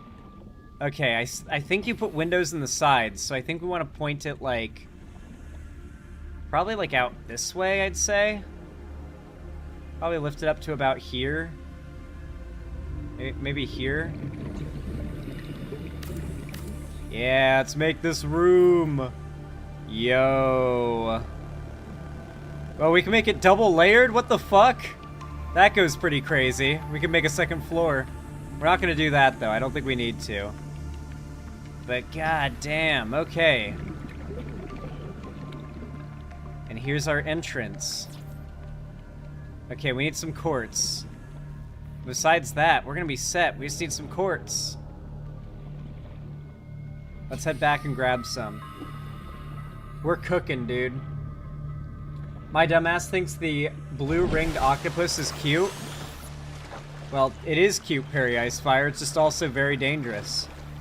I've seen videos of like crazy Australian fuckers picking them up and like playing with them, so it seems like just touching them wouldn't kill you.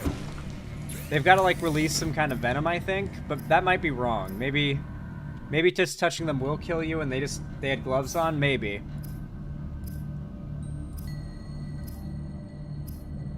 It's so weird that something can kill you just from touching it, you know? Y'all ever see a moose? I've never seen a moose in real life, but I've seen elk in real life, and those fuckers are big, bro. They're huge. Never seen a moose, though, myself. No, I've never seen a moose IRL. Not even at the zoo. Alright, let's grab some of this extra quartz, because we're actually going to need it to make solar panels, which... we might not have any power or life support in that thing until sunrise, when there's power for the solar panels, so we might actually not be able to live in this thing until the sun comes up. That'd be kind of a tease, but... at least the place will be built. Alright, that's the first bit. We need to make a solar panel. Oh, we don't have what we need for this yet. Shit. Wait, wasn't there also... how do I make this? Enameled glass. Okay, that's pretty expensive. That's a bit prohibitively expensive. So we're gonna need a copper ore. Cooper ore, and then we'll be able to finish this. Alright, let's head back. Brave Wilderness, the guy who's been bit by and stung by everything under the sun, made a video touching a blue-ringed octopus. That goes hard. Yeah, that dude's crazy. And I mean it literally. Apparently he's gotten into, like, Bigfoot hunting videos. Apparently after getting stung by everything under the fucking sun, in order to keep the views coming in, you gotta start getting kind of crazy with it. So now he's, like, branching into pseudo-science in kind of a shameless way. It's kind of sad, you know what I mean?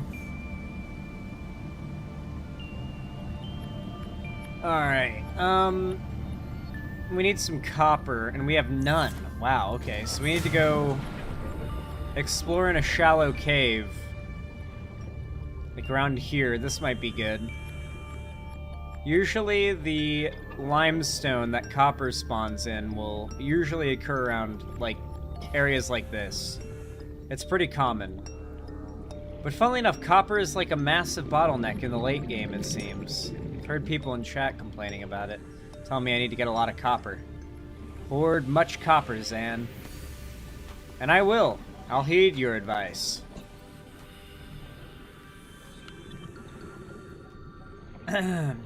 Oh man, I'm terrified of box jellyfish as well. I grew up in Florida, so I got stung by jellyfish fairly often. Still though, box jellyfish stings, that's a terrifying thought. The idea that one might, like, migrate to the waters around Florida always scared me as a kid. But to be fair, Florida had its own, like, nearly invisible and also very deadly jellyfish to worry about. So those should have probably been more on the forefront of my mind. You're scared of wasps. That's a smart fear, honestly. Wasps suck. I hate those things. I grew up around foxes, deers, and raccoons. Me too. Grew up in Florida, so a lot of those there. Not here. Partially translated broadcast. 9 new biological subjects designated. Mode. Hunting. Analyzing. Sharing subject locations with other agents. Odd. Very odd. Guys, I had another thing I wanted to bounce off of you guys, an idea. I watched the other day as a buddy of mine, Ethan, played some Black Mesa, which is a remaster of Half-Life 1, and it looked pretty fun, so I bought it. And I played the opening, and I got to the point where you meet, like, the first security guard, and you've got a Glock, and you're shooting shit, and I was like, oh my god, this is insanely good. But I kept getting lost. And so I decided I was going to put the game on hold, since I'm so early on, just in case you guys think I should stream Black Mesa, aka my blind reaction to Half-Life 1. I've not played any of the Half-Life games, and so this would be my blind reaction, my blind playthrough of Black Mesa. Obviously after Subnautica. Would you guys think that'd be a good game for me to stream?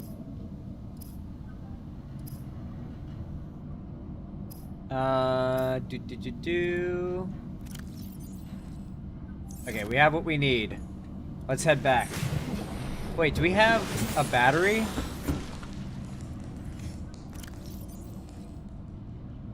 Yes, we do. Holy crap. How did I not notice we already had one? We can go back to using our sea glide, thank God. Alright, let's go finish this place up.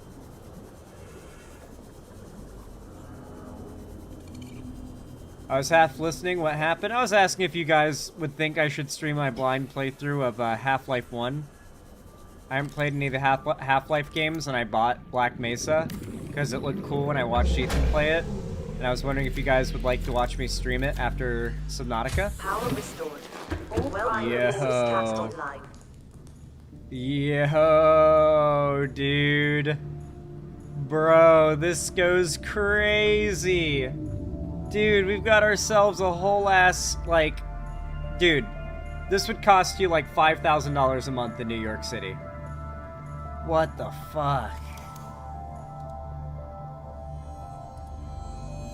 Wasn't there like another thing too? Partitions. You can make rooms. And doors. First is first. Oh, we already have it. We need to make a fabricator. We need a table coral sample ASAP. Once we got a fabricator down here, we're cooking. We gotta go all the way up there to get some, I'm guessing. Perfect indeed.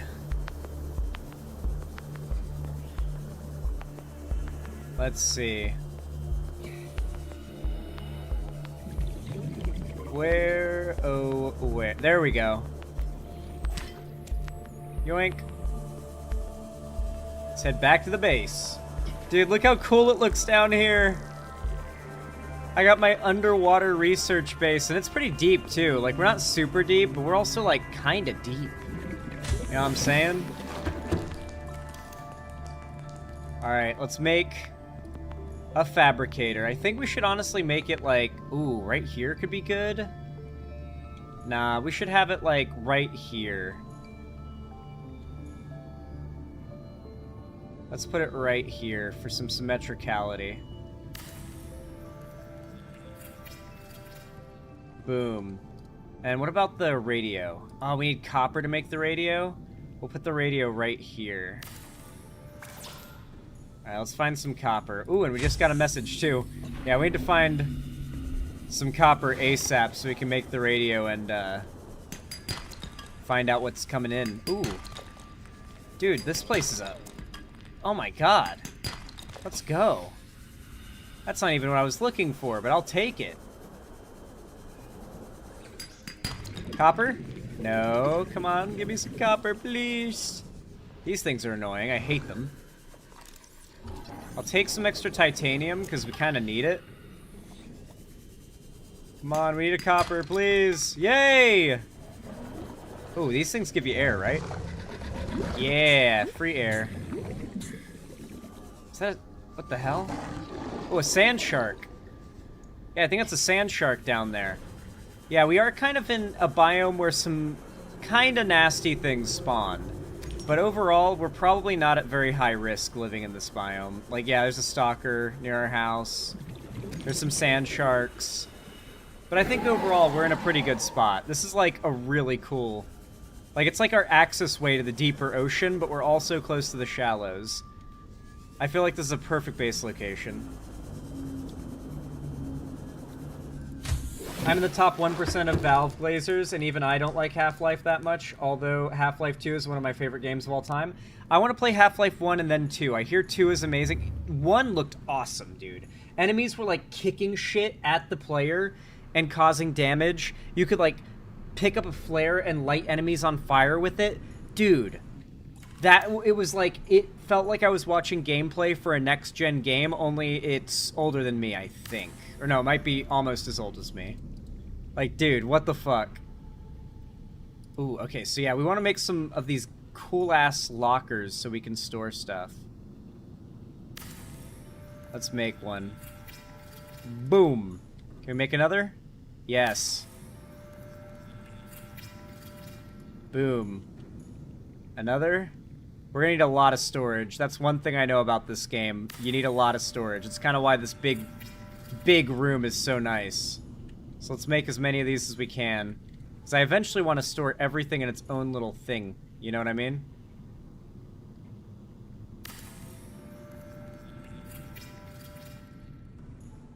Nice.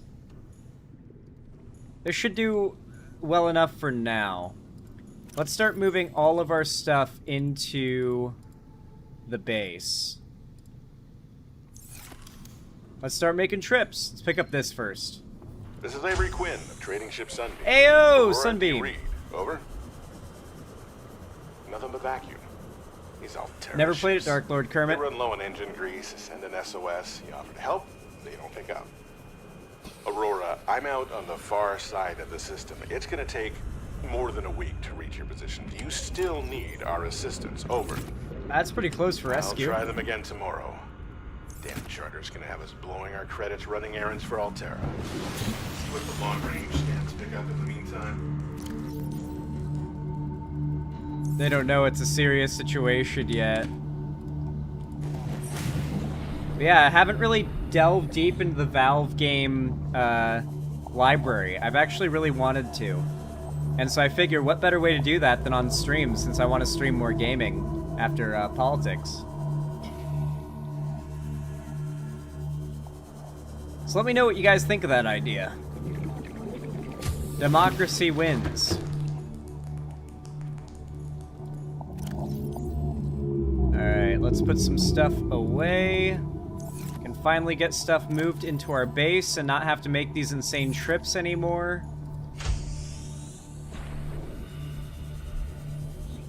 Going off my own experience, a Half-Life 2 stream could do pretty well since it was one of my most viewed streams too. Ah. Yeah, maybe that could go well. I'd like to play it.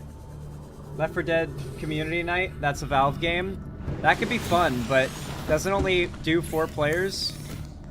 I don't know how well it would work as like a community game night stream. I think Zomboid is going to be a really good community game stream thing, or game event thing. We'll grab this stuff too, why not? Alright. Let's go! Guys, we are officially moved into our new base. This game looks really fun. It is Cole Pastorius. Yo, look at that big-ass whale swimming above our base. You can't tell me this isn't a great place to live. I would live here in real life. Alright, let's deposit our Sturf. Okay. Whew. Alright, the next thing, I want to build a little more of our base. Can I build out like a little glass tube here? I think I can. I just need some glass. Let's make some glass.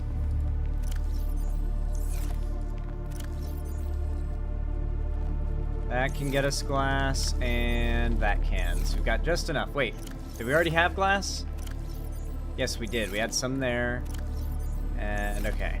So we just need to make 1 glass. We only read half the message. Too bad I had to delete the VOD since I was in a call with a friend who has brain damage and kept forgetting I was live and then saying things he should not say on live stream. Oh, sorry. I apologize for not reading the rest of the message. I wanted to get back to the game. So I didn't want to get too distracted. Alright. Multi-purpose glass dome. Oh, glass room dome. Oh, we can make a multi-purpose room and give it a glass dome. This could be our bedroom. Yeah. We gotta grab more titanium, but that's gonna be our bedroom, dude. Oh, this is coming together nice, guys. We got a lot of places to explore as well once we got our base going. The game's not on much of a strict timer, though, and I want to masticate on this game, guys. I want to masticate so hard in this game. I want to just enjoy taking my time with it.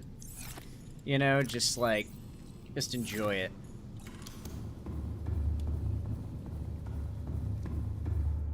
Oh, that's so cool. We're gonna need more titanium. Yeah, we need more. That's fine, we'll find more.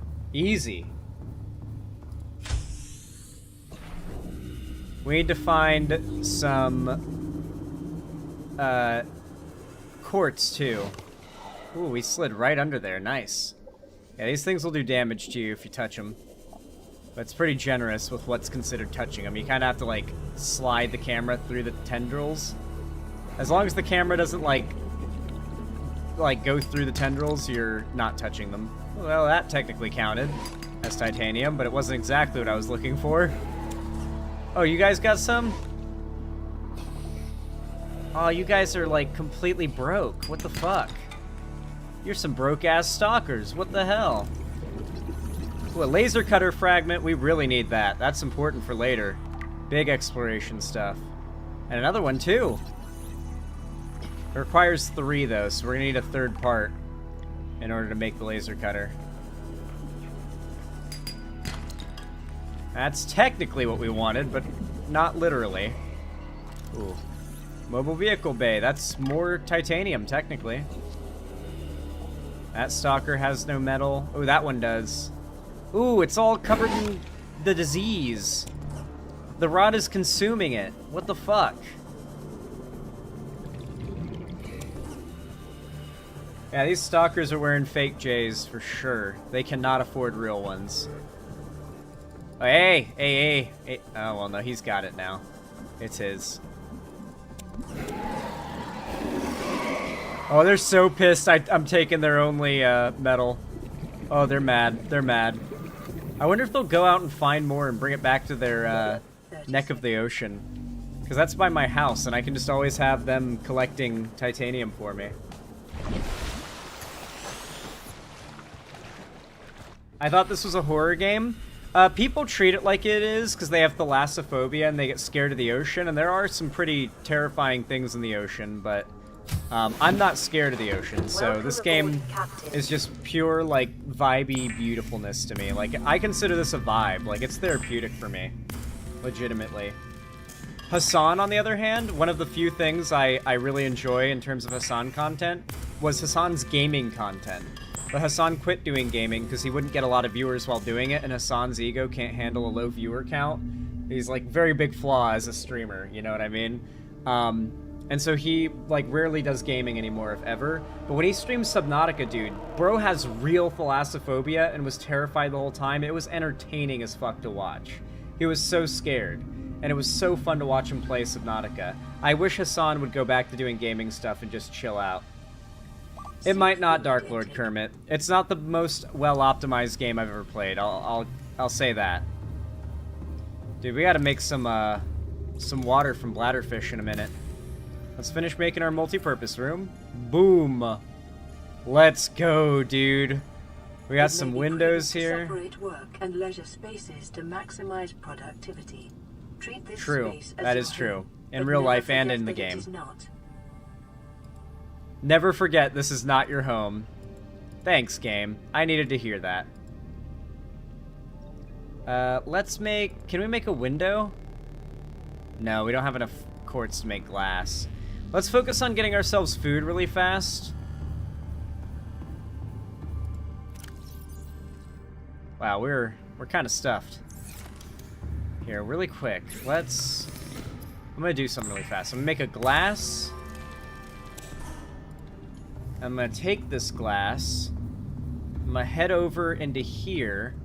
I'm gonna make a window that faces out towards the pretty... Wow.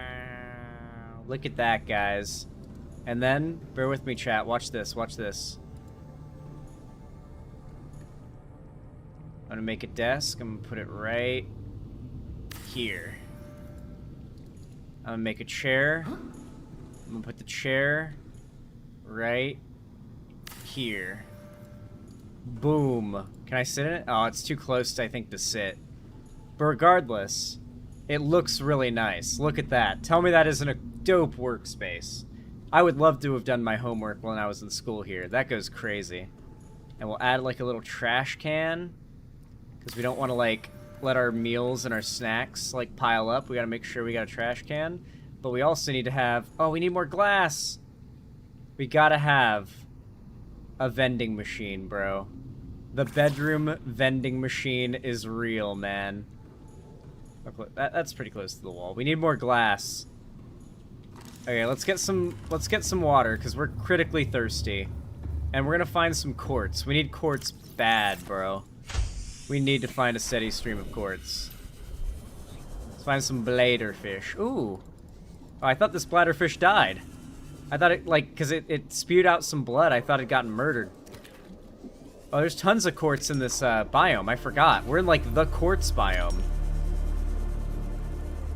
Yeah, there's tons of it here. Okay, let's just gather as much quartz as we can. We need glass.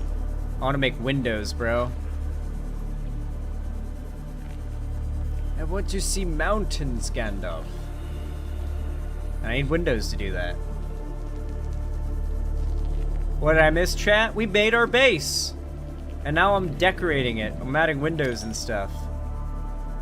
Also hoping we don't starve to death, or I should say thirst to death. Seek fluid intake immediately. The game really thinks I should seek fluid intake, and not just that, but immediately. My character's a little bit parched, to say the least. I swear, there it is. I keep seeing it, and then I lose it. So there's tons of quartz in this here biome. Like, everywhere, even at the foot of my house. There's some more. Ooh, yes. Gimme, gimme.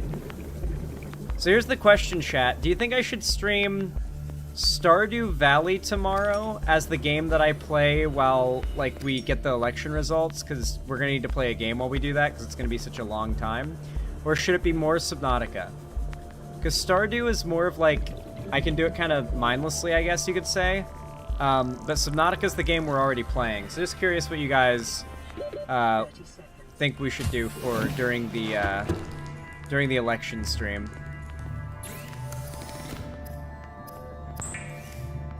More Subnautica? Okay. I assume that would probably be the popular sentiment too. Just want to ask. Leave it up to the democracy. Both simultaneously. Well, I can't manage that. I can't do that, guys. That's not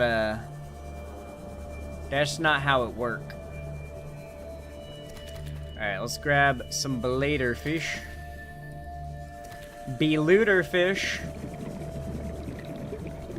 Bedtime? It's your bedtime. What do you mean?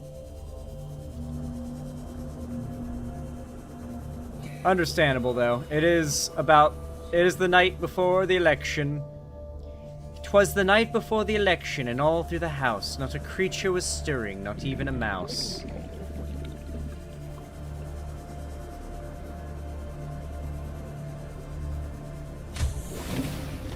Wow. Okay.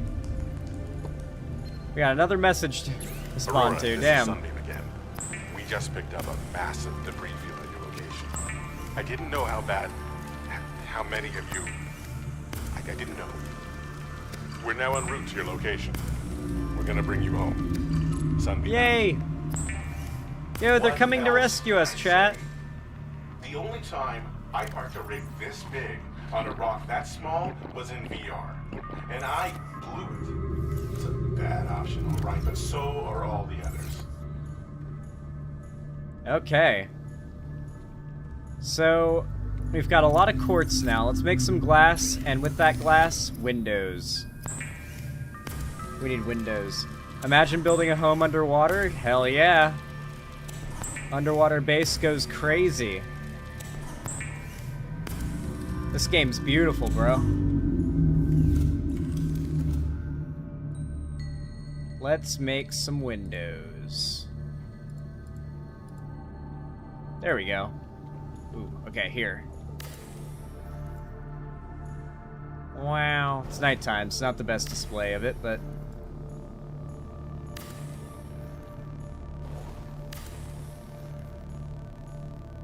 Perfect, we have the... Oh, shit! Oh! We need to make reinforcements. Oh, God. Lithium. Let's reinforce that bit. Oh, no, no, no. Now let's reinforce a bit over here. Oh, the place is filling up. Okay, our hull strength should be enough now. We gotta repair the holes. Repair the holes and the water should drain. Okay, there's some more coming from there. Yeah, I added too many windows without proper structural support. I think it's good now.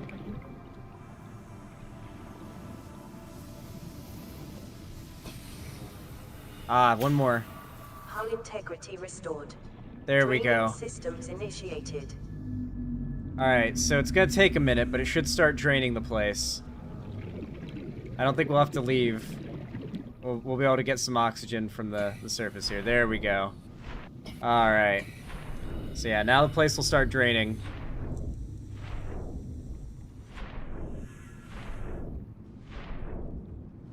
Alright, so yeah, that is a little bit of a thing you have to be careful about when you're building your base in this game, is if you don't build it structurally sound enough, the hull can break and fill with water. But it's fixable. In the water. Oh. A self-scan is advised. Oh. Oh. There's bacteria in the water, you say? And my supposed to be high and dry, well, not high and dry, but dry, out of water base is... I'm ankle deep in it. Self-scan. Self-scan complete. Foreign bacteria counters reached statistically significant levels. No adverse effects detected. Be vigilant for symptoms. That's not good. That's probably not good, guys. I think we have the disease. I think the rot is consuming. It always does that. Okay, do we have... Yeah, let's make another glass so we can finish the vending machine. Because that's going to be a nice little source of food that we can hit up every once in a while.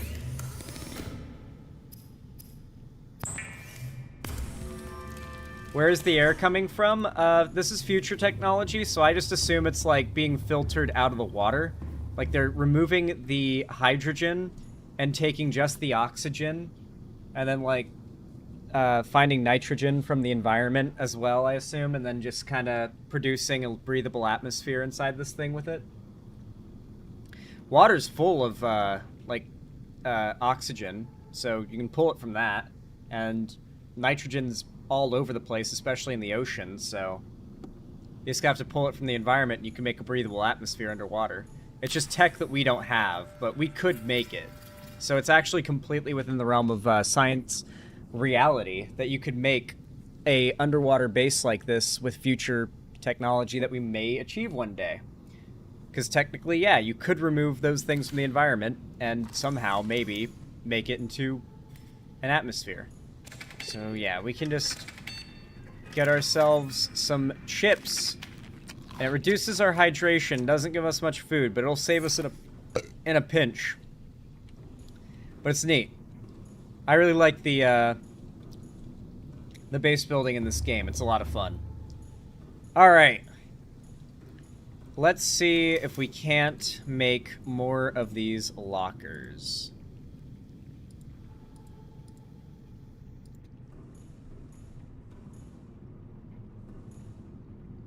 It's like it's got to jut out a little bit because of the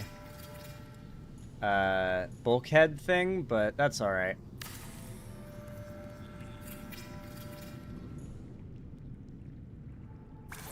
So we're going to make, that's as many as we can make for now. So my goal here is, okay, let's You know what? Ah, wait. Indoor grow bed? Ingredients unknown. Didn't we scan an indoor grow bed? Was it an outdoor one? It must have been an exterior grow bed. Ah, you can't use it inside. But we do have some pots. So as a matter of fact, let's just make ourselves a nice little entrance here.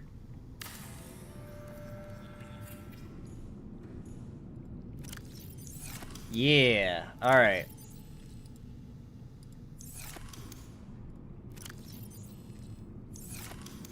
Yay! We got a plant growing now. And a little cup. Let's go. Can we make more of these? Oh, I should put one, like, in front of every window. You know? As if, like, they're soaking up the light. Oh, it might block it a little bit. I feel like here would be a better place.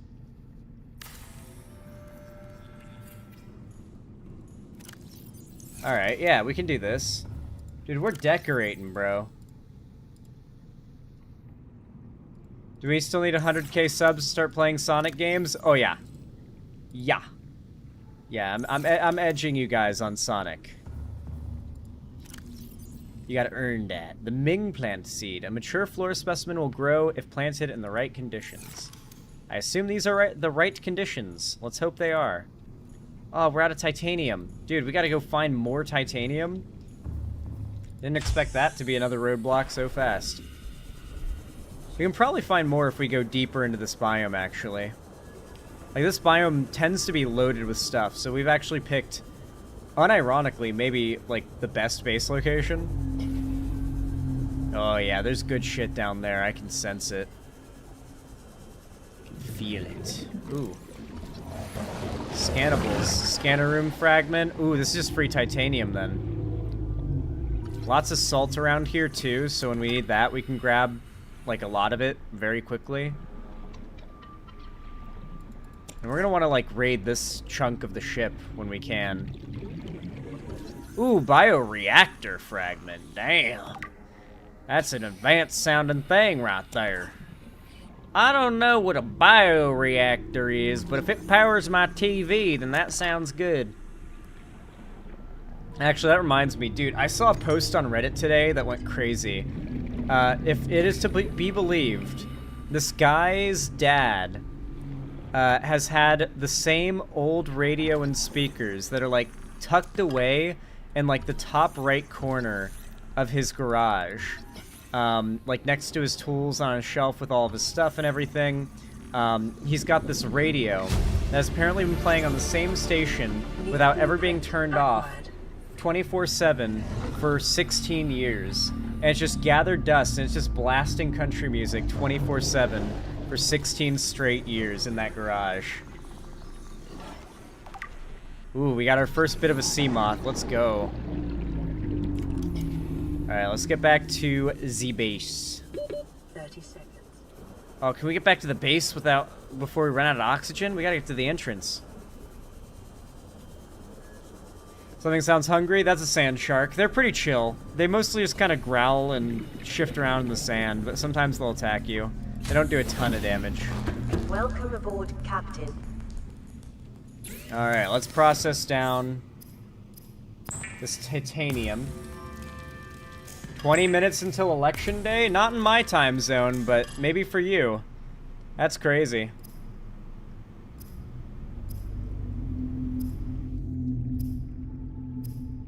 Alright, so we should have what we need now. We now have titanium. Oh yeah, we needed it for the pots, I forgot. We were making plant pots.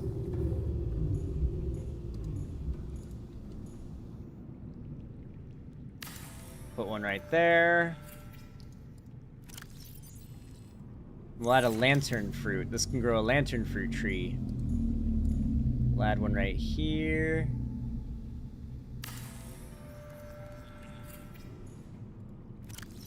Wait, aren't you in Washington? Yes, and it is 8:42 p.m. for me. Unless I've not adjusted for daylight savings time on my PC. Is it like later than 8:42 p.m. right now? I'm pretty sure it's just 8:42.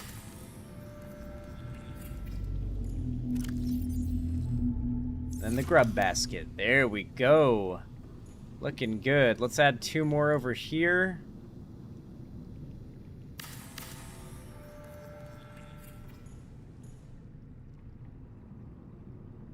One here. Oh wait, I forgot. That's not how we did it before. We gotta do it symmetrical. We gotta keep it all symmetrical.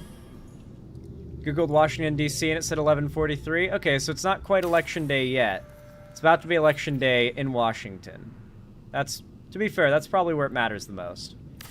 Washington, D.C. Not Washington State, though. I live in Washington State, where Seattle is. Dark Lord Kermit. Oh, shit. We can fit a few of these in here, apparently. There we go. Damn, guys, we got ourselves some plants growing. Look at that. This place is starting to come together. You know what else it needs, though? You know what this place really needs to come together and to look its best? Oh, yeah, here we go. Sometimes you have to touch grass, okay? Sometimes you just gotta touch some grass. Where else can we add some of that? I live in Ohio. Really? Where the skibbity gats riz it up? All over the place? Really? That's crazy. Do you have Ohio Riz? Shut the fuck up.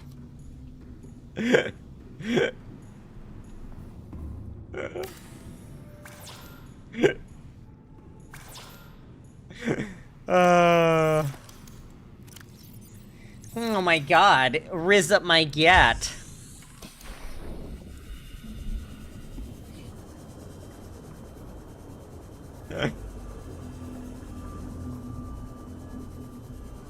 Yeah, I know. I'm cursed.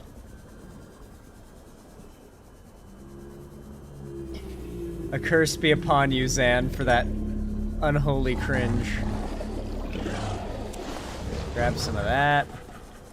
Yeah, so right now I'm just going on basic, like, supply procurement runs. Ooh, laser cutter fragment. Let's go. We can finally make one.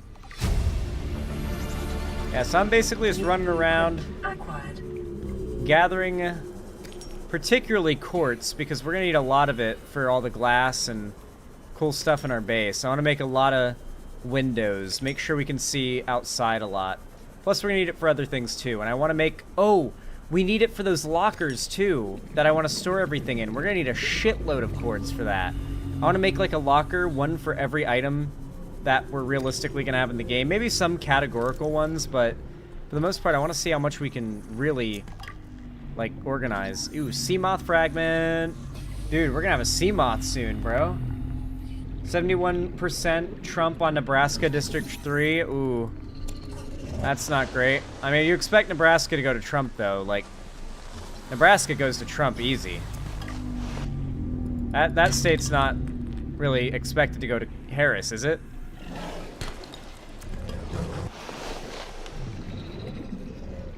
Ooh, is this the last of the sea moth? Let's go. Ooh, and a big piece of the ship.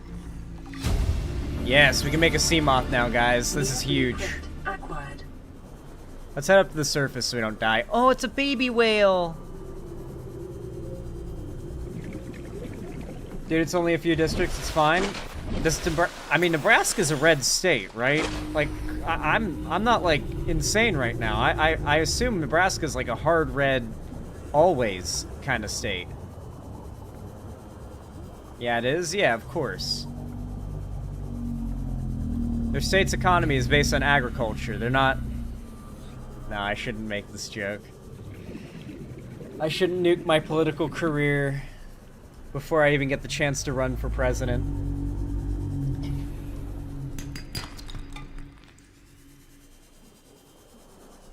Oh no, we should not eat that bladderfish. It's got the green herpes on it.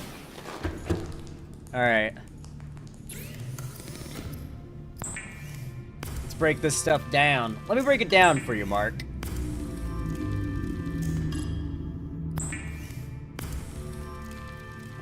Green herpes, lol. That's what it is!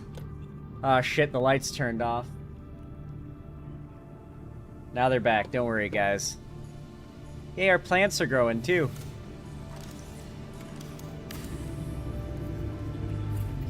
Finish that up. What were we doing in here before? Oh, you know what we might want to do? Oh. What's it cost to make it? Enameled glass. Oh, bro. And we need enameled glass for that, too. I want to make the large room glass dome before we finish up today, dude.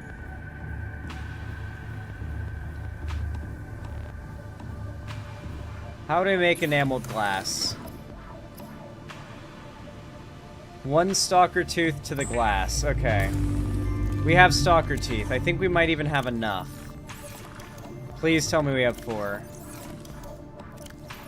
We have 3. Okay, we need to find stalker teeth now. Let's find an angry stalker. Or actually, let's just, like, generally scan the area where they hang out here.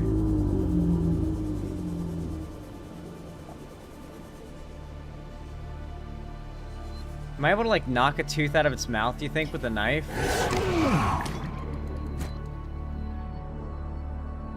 Nah, that didn't work.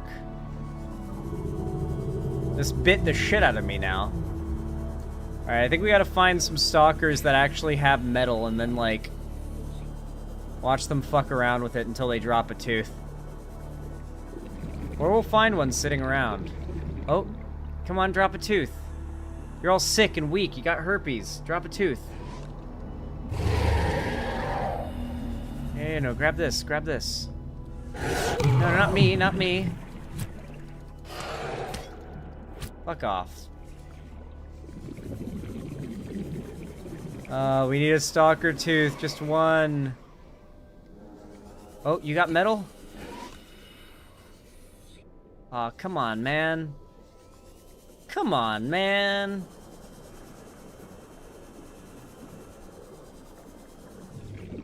You know what? Let's gather as much metal salvage as we can. I have an idea.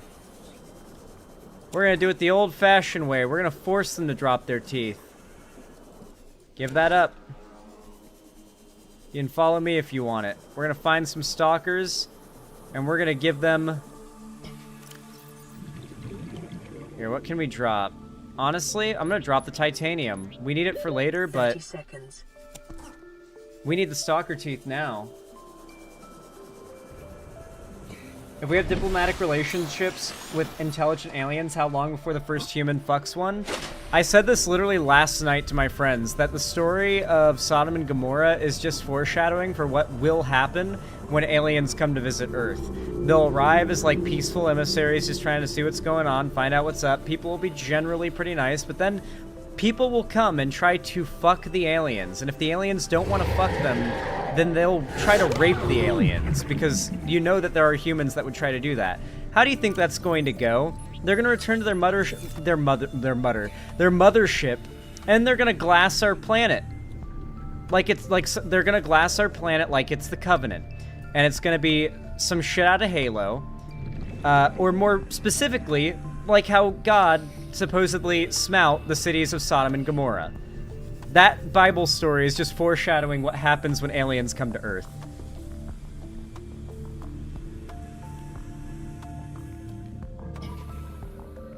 Alright, hopefully one of these things will end up dropping a tooth, because they're just constantly picking those things up.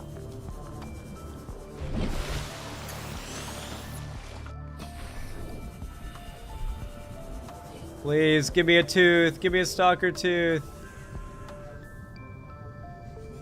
I gave them so much scrap. They've got to be down for this. Come on over, buddy. Yes! Okay, let's grab the rest of the scrap and use it to make our own stuff. Oh! Now they're mad at me for taking it. Yes, we got a stalker tooth. So that is how you reliably get a stalker tooth. You gather up all the scrap in an area, pile it up, and then they all come and they pick it up and drop it, and then you end up getting the scrap. Yeah, there's the base. Alright, let's build our enameled domed roof. And then that's where I'm probably going to wrap up the gaming for the night. And start grinding things down. Oh, it's sunrise too. Welcome aboard, Captain. Okay, so we need our enameled glass. Let's make some now. How much do we need again? 4? 4 enameled glass, yeah. So let's make some more glass.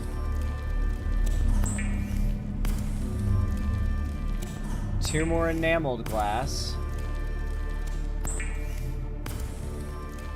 And we've got enough. We just need some lithium. Got some of that. Wait, that's all the lithium we have? No. No. No.